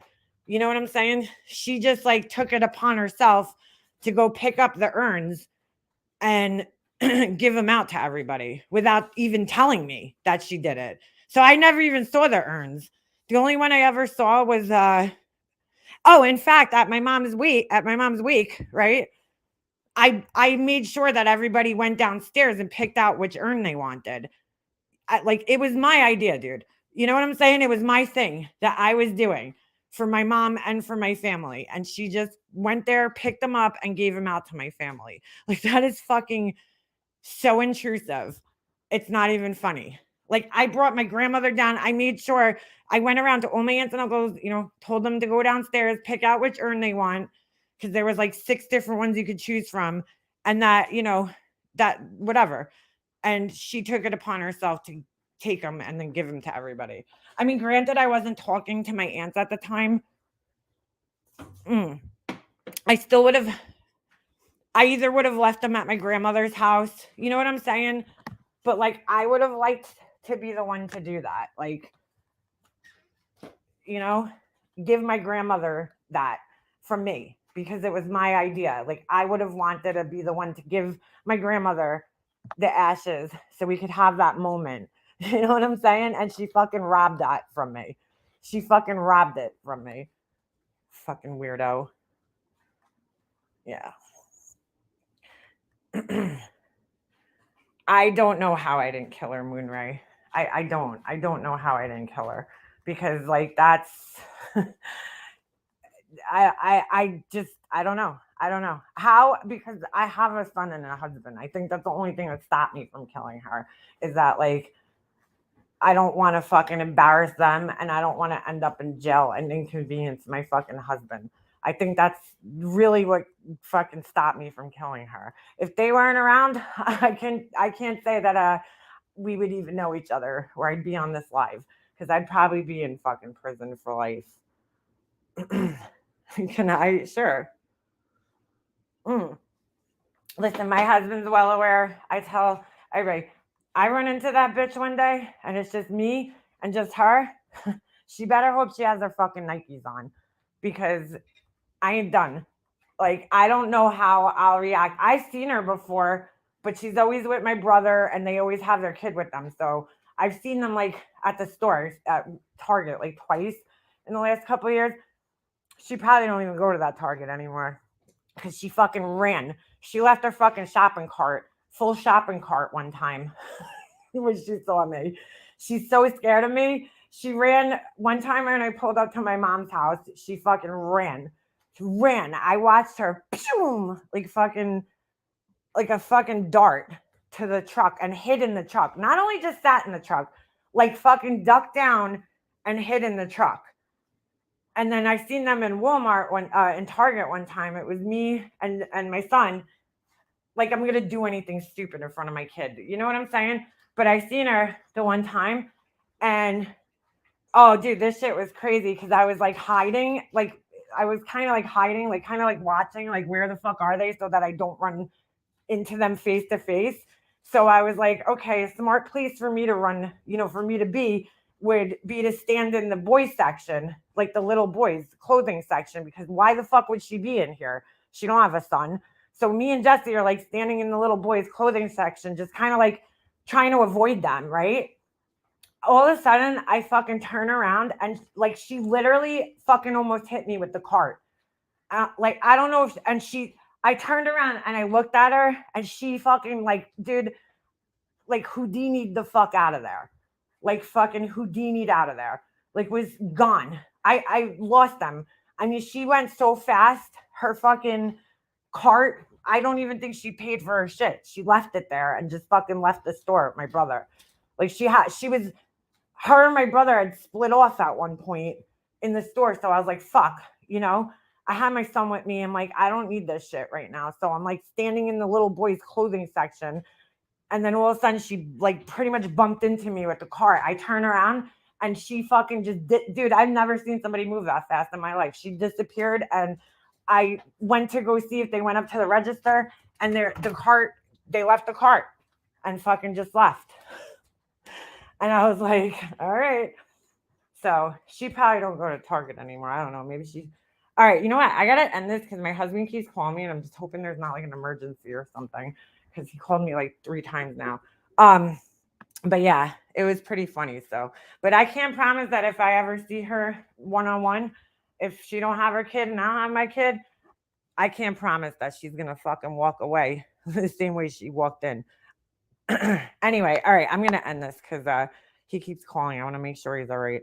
Oh shit, I didn't even realize what time it was. All right. I got to end this. I'll talk to you guys later. Bye.